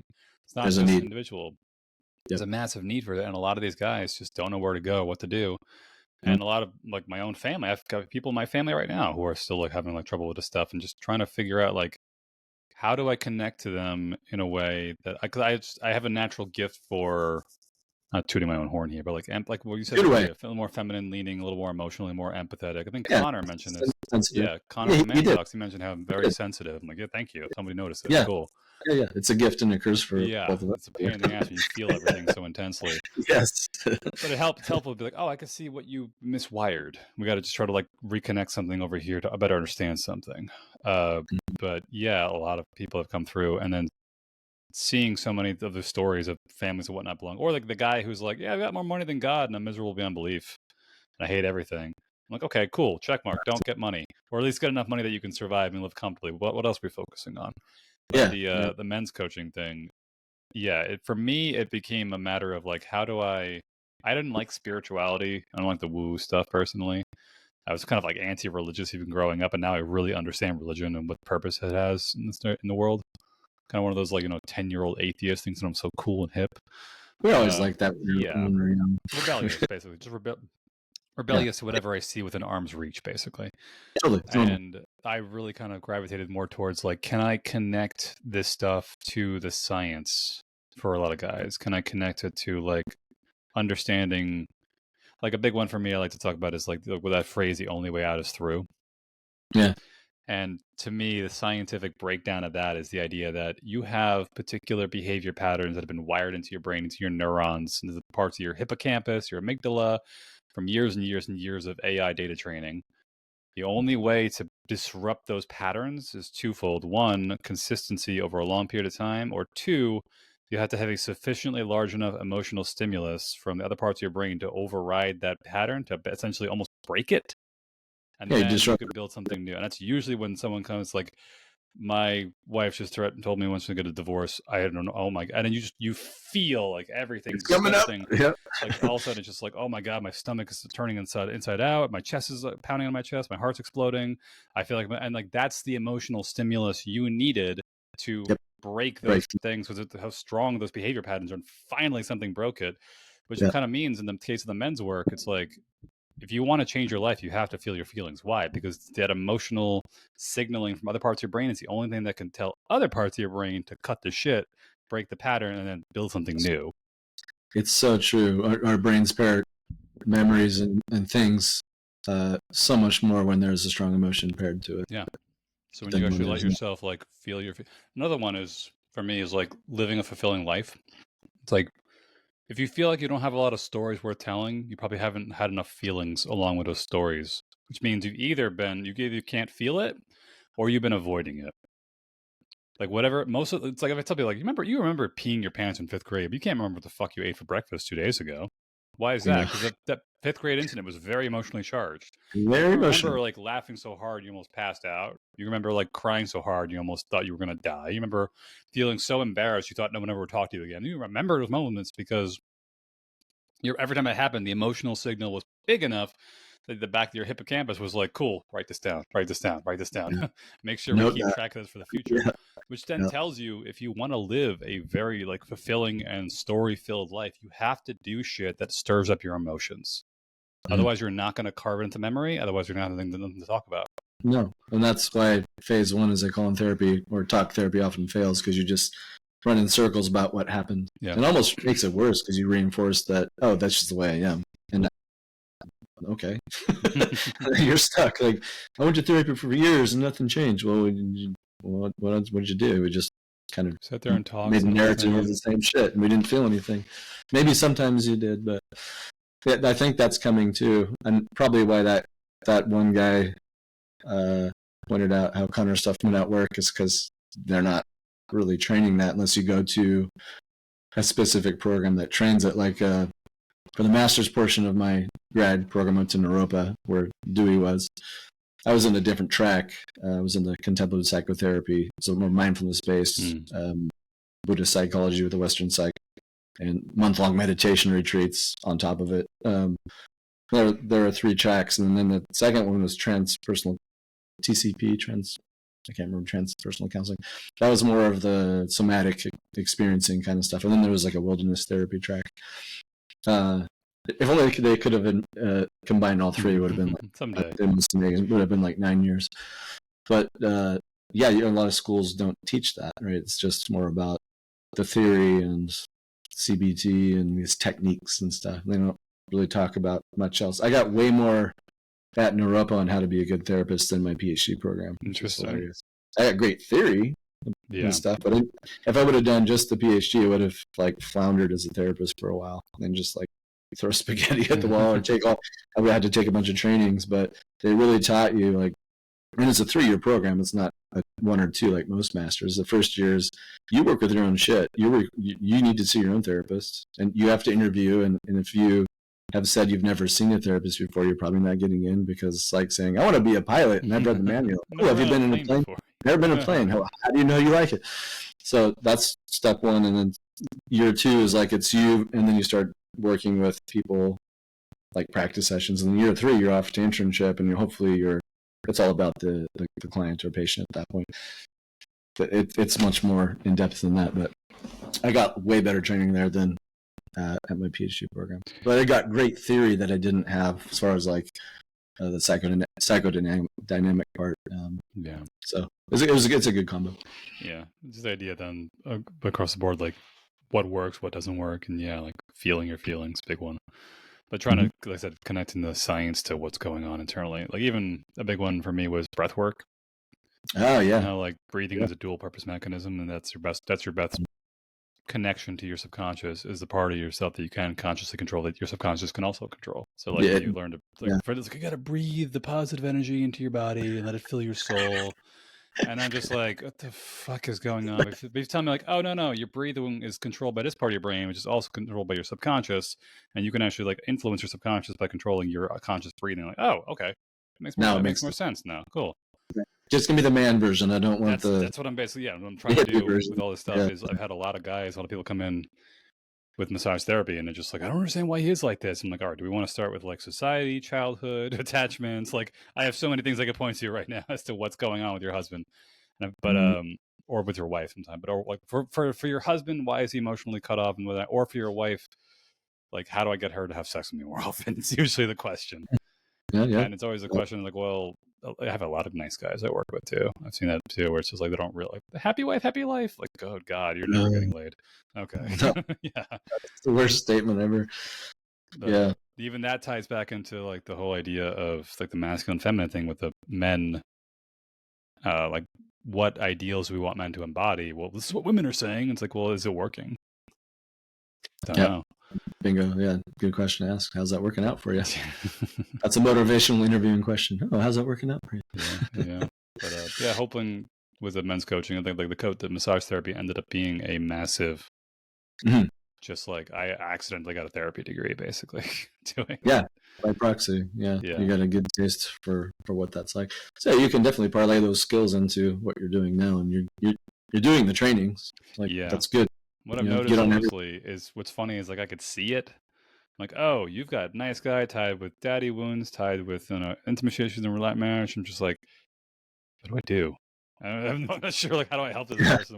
What's the first thing we talk about? Like, where's the tip of the like? I know with Connor when we did that program together, it's just like one of the guys in the program. He had a lot of anger towards his father, and it was like he said, I remember Connor saying, like, I don't know if you need to cry first or be angry first. And I was like, if there's a right order, I have no fucking clue. But I can see them all. But they're all interconnected in some way. And it's like, could I pull one string to get everything to start falling into place? Or do I have to do one at a time? Or is there different order we have to go through for each of these things? And that's the art of it all. And it's just reps in the seat and trying stuff. Pull one thread, pull 2 threads. Absolutely. I wish there was a man 10-point playbook. It's just not that way. It's a very feminine space to be in psychotherapy. It's very circular. There's a place for the masculine, but so how do we live in the feminine as an art form in psychotherapy and do it for men is our task. I mean, I guess the answer is just to have men tap into their feminine as a form of healing. Yeah, or they're missing masculine if they're nice guys. You just kind of have to know. You have to build that relationship and you see what comes out. Yeah, and also just. But you got to get the phase 1 and explain the psychoeducation so they know what the hell is going on. Like you just said, like you can't just woo it because they're not going to think like this is weird. But if you explain the science behind it, they oh, that makes sense, and then you're basically doing the same breathing technique. The challenge too, I think, is like how I know I'm guilty of this, and maybe you have a better idea. Is like, how do you explain the like Connor at the end of the program gave us Dewey's attachment setup. But he said specifically, I didn't do it in the beginning because y'all would have been thinking God too goddamn much about it. Yeah, exactly. So how exactly. do you then, like in my case, I want to teach guys about like the science of it, but then like also do the shadow work. But they're like, oh, I see the science. Like, no, ignore that right now. Feel your feelings. Damn it, I don't want you to go up there right now. Like, how would you do that if you had a guy who's very heady and like how does Connor get shadow work done? Huh? Because he must know everything, every technique they're doing. But it's a matter of letting yourself like just fall into that feeling, I guess. Yeah, everyone's a little different, and some guys will come in very logical, linear, and then you can use that, give them a little bit, but then you work on, like this guy needs to work on more feeling. Some guys come in like us, like really emotional, and we do need more of like the logical, self-talk CBT stuff, just to like, oh, okay, that's what that is. And we have great access to our feelings. It just overwhelms us, and we need systems to calm us down, like breath work and things like that. Everybody's a little different. Yeah, and he's just good about spotting things like that. And it probably was, he knew our group, that if he taught us that from the gate, that we might have taken that and stayed in our heads about the whole time and avoided feeling. So I think that was a pro move. Oh, I lost audio from you. Yeah, there we go. That was a challenge for me, that even while he was working with me and I was getting all emotional and whatnot, I could still, part of me is like, oh, he's doing that thing he taught about and how to work with men. Oh, he's doing that thing right now. And they're like, shut the fuck up. Just feel your feelings. Feel your feelings. Now we'll talk about this afterwards. Not right now. Yeah, not right now. Yeah, that's what in parts work. You just say it's okay if you take, it's like, you can watch. It's okay if you relax and let me just. I know you're trying to protect me, but that's a good answer to that question. Like the parts work is like, acknowledge that you can, but try to give it space to just let it come out. You don't have to stop. Yeah, I like mantras for this reason. Like Michael Singer, the Untethered Soul guy. Have you heard him? I think I've read the book. Yeah, he's great. He has a podcast that's great, and he'll often say, like, one of the highest spiritual teachings he can teach anybody is just the word relax. Just say relax, relax. Are you thinking and thinking? No, just relax. And then I like to, after that, follow up with Tara Brooks. She's a Buddhist teacher. Can I be with this right now? And what is this? This is emotion. Relax, cool. Can I be with this? And then that trips up guys sometimes if they're like, well, what be with what? They're still in their heads. And when you get to the body, it's like that. Can you be with that, like, anxiety that you don't want to feel? Can you be with that depression or whatever it is you don't want to feel? Can you just sit and just be with a direct felt experience of that? You don't have to do anything necessarily, just experience it. Like, let it, let it expand out, bore into it. If it moves you to tears, great. If it doesn't, no worries. Just, can you be with that? And then that's the start of over many months process of working with that, depending on the person. Yeah. Like again, it's back to the science again. It's like, I worded it as like, you have to pull up an old memory, which is like like going into your computer and trying to find some like recovered files that got accidentally deleted into your recycle bin, pulling it out and then like rewording it, and the process of rewording it is you crying, feeling, having your anxiety, your emotions come up. But those are not the emotions of the memory. That is your body's response to the memory itself, as though it was happening right now. Yes. And you have not given your body the ability to go through the natural processes it needs to digest that moment emotionally, which is why it keeps fluttering again and again and again and again, until you basically say like, okay, that was a sad experience. I didn't cry at the time. I got to cry right now. Emotion process. Now I can bring up the experience. Like, but my mother passed away about 10 years ago when I was 25. And on and off for years, I really couldn't, like, I could kind of talk about it in logical. I didn't really feel it. And then within the last 2 years or so, I've been just like, I let like a big chunk of it like out in different ways. I found some clever ways, some like songs that reminded me of her. But rather than like, when I got like emotional about it, I wasn't like, I got to turn off the song. I'd be like, you know what? I'm going to go home and I'm going to listen to this, and I'm just going to let myself bawl if I have to. Yes. Yeah. Music is great to jumpstart some of that too. It gets us out of our heads a little bit. Otherwise, we make a narrative about what we're thinking, and that's a great way to avoid having to feel. I always ask guys like, "Hey, what's going on from your throat to your belly button?" What? I'm not really hungry, yeah. Well, that's great. Yeah. Some people are like, I'm hungry. Cool. You've identified that area that there's, or I'm sore. Great. We're in the body still, and then you just go deeper. Otherwise, we're postulating about emotions rather than directly experiencing them. And men are great at that. But it's a question too. Yeah, like digesting the emotions a lot better than like, I gotta feel my feelings. Like, no, you gotta just you You got to run the software program on your computer. It's Yeah, got to whichever finish. one. It's got to finish doing a Windows update, and once it's done, you're gonna feel better afterwards. That's basically it. Yeah, that's the whole cliche mind-body connection. You got to get the two communicating. Mm-hmm. Yeah, I'm good to keep going for another 2 hours if you want, but I don't know how long you want to be out here. I really am enjoying Since this. like a 2, 3, 4-parter here, which would be cool. Any last thing you want to touch on? Any questions you want to throw my way? So moving to the south, which just sounds like it'd be a good move because you're around your buddies, and you're getting away from the impossible living scenario for anybody but the 1%ers. What's so funny about that is like every one of the people, all my clients are like, "We're gonna miss you. Why are you leaving? It's too expensive." Yeah, you should leave. That's a good idea. You really should leave. I totally get it now. I'm not gonna stop you. They get it. Like they're like, "We don't want you. You're so good." Like, yeah, just get the fuck out of here. It's ridiculous. I know. For how much you make, if you move to Portland, you have like almost $1 million home. Jesus, yeah. It's insane. Like you go to Texas. I mean, no worries. Like I cannot believe the cost of living in New York and LA. It's just that's got to change, right? Yeah, it's gonna blow up eventually. Well, but I don't know what it does. So yeah, exactly. Get the fuck out. Yeah.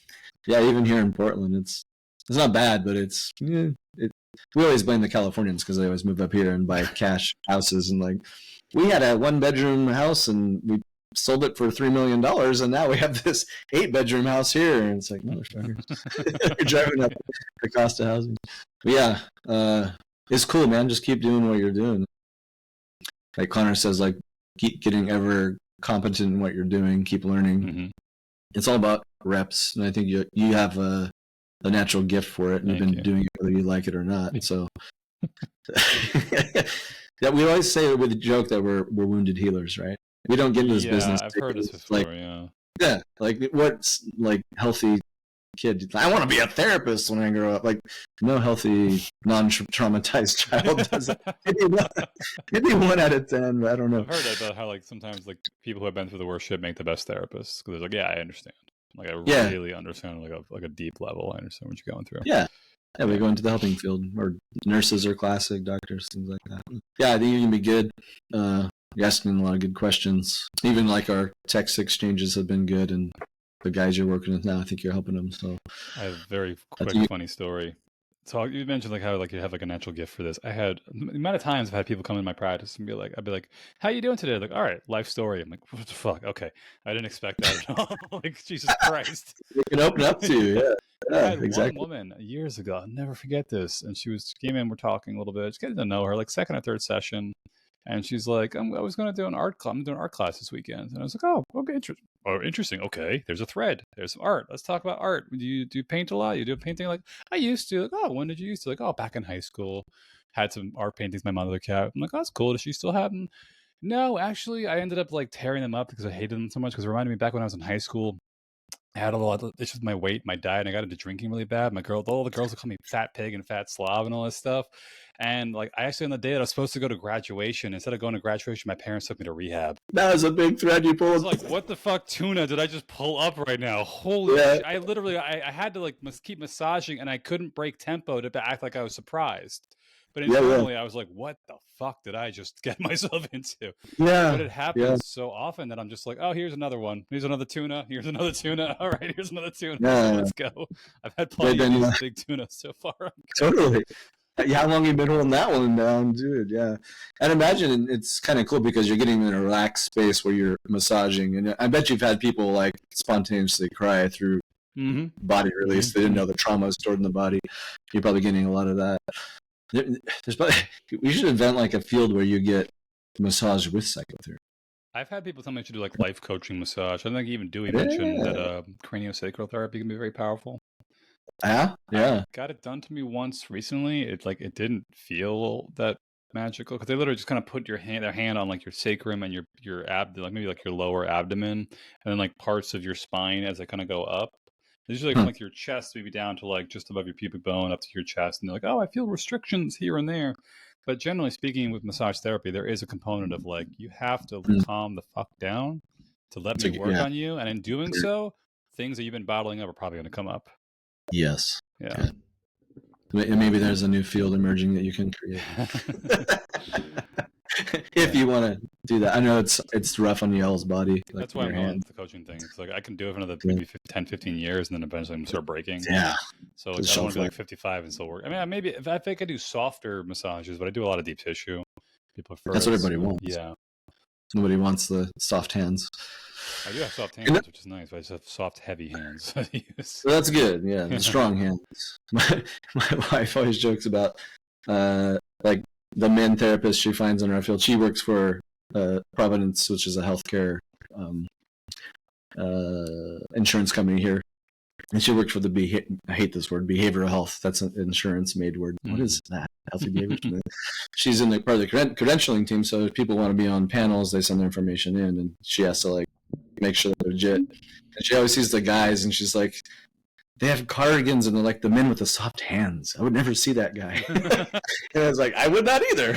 Like, what is that guy again? I don't know. It's just, it's missing the masculine. I think it's coming. You know, I think more men are taking the mantle of like, yes, I should be a therapist or coach, and there's a place for men's work in it. We're along for the ride. It's coming, and I think it's going to be good because we do need to have a image of what a healthy masculinity looks like, so it's not split off, and the gender wars can stop because it's getting a bit exhausting. The spontaneous crying thing you mentioned. So I always tell this story. It's so funny. Sometimes I'll know somebody's back. Either they tell me, or I'm like, I could smell it a mile away. Something's wrong. And it's just a feeling you get. Like, I know, like, I've seen this person, but I've seen this exact same scenario before. I know you're hiding something. I'm not going to like say it outright, but I'm going to hint at it slightly. Right. Tuck that away. Yeah. And I had one woman whose husband, she had 2 kids. Her husband had open heart surgery, and he was still in like recovery. He really couldn't do anything except from like lie on the couch and just be on painkillers all day. Please. So she was working like a job with 2, like a 7 and 9-year-old boy who was just basically crazy. And he really couldn't do much anyway because he just had to keep recovering, wasn't allowed to do any strenuous activity. And comes in for like a massage, and I'm like, I knew the whole story before she came in. And I was just like, so how you doing? I'm good. How's the boys and your wife? They're fine. Fine. I was like, okay, we're gonna play this game. And I didn't push it, but I remember at some point I kind of like used it as like a bit of an excuse, and I was working on her shoulders, and I was like, your shoulders are kind of tight. How's your stress been? And she just took a deep breath and just started bawling her eyes out. There it goes. 20 minutes straight. I was just like, I knew it was in there somewhere. But of course, afterwards, like, oh, I feel so much better. It was such a good massage. Like, no, you needed to talk. You needed to vent. It's really what you needed to do more than anything. But so many people come in like, oh, I didn't realize I was that tight. Like, no, you just hate your husband. Or you just hate your wife. That's really what the problem is. Your body is telling you you need to change something, and I can only massage you so much. But if you can hate your life, like, you got to change something. Yeah. Mm-hmm. Amazing. Yeah. It's gonna serve you well for sure. Thank you. Well, I don't want to hold you too much longer. I figure you got to run back to your kids, wife, and all that good stuff. Yep. He said enthusiastically. It's good. It's just like it's a lot. Yeah.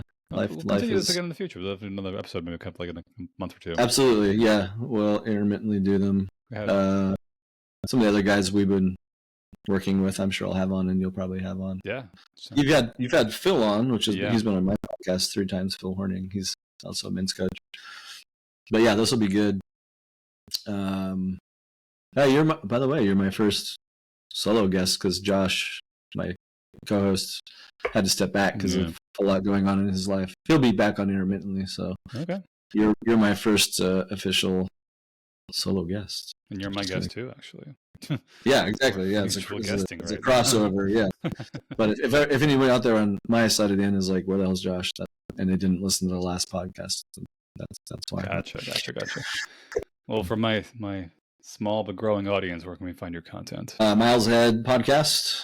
Just you'll probably get a bunch of Miles Davis albums popping up because there's one called that. Oddly enough, that's who I was named after. You'll see my ugly mug, and then that's it. Beautiful mug. It's on YouTube too, and this video will be on YouTube, which will be kind of cool. So anywhere podcasts are found, and then if you go into my the link in bio thing, you can find everything else. Gotcha. Just click the link in bio. That spits out to like the Instagrams and all the other awesome other things. It's in the show notes always. Just look at the show notes. Perfect. And I will get yours and put them in my show notes too. Sounds good. People can find you. Yeah, cross pollination. There we go. It's fun. Exactly. Miles, thank you so much for this today. Appreciate it. You're welcome. This is good. This is the discussion that needs to keep happening with all guys. Hopefully they listen, and if this helps anybody, as Connor always says, man it forward. Send it to somebody. If you're a woman, send it, and you think you're the dude in your life could use some help, send it to them.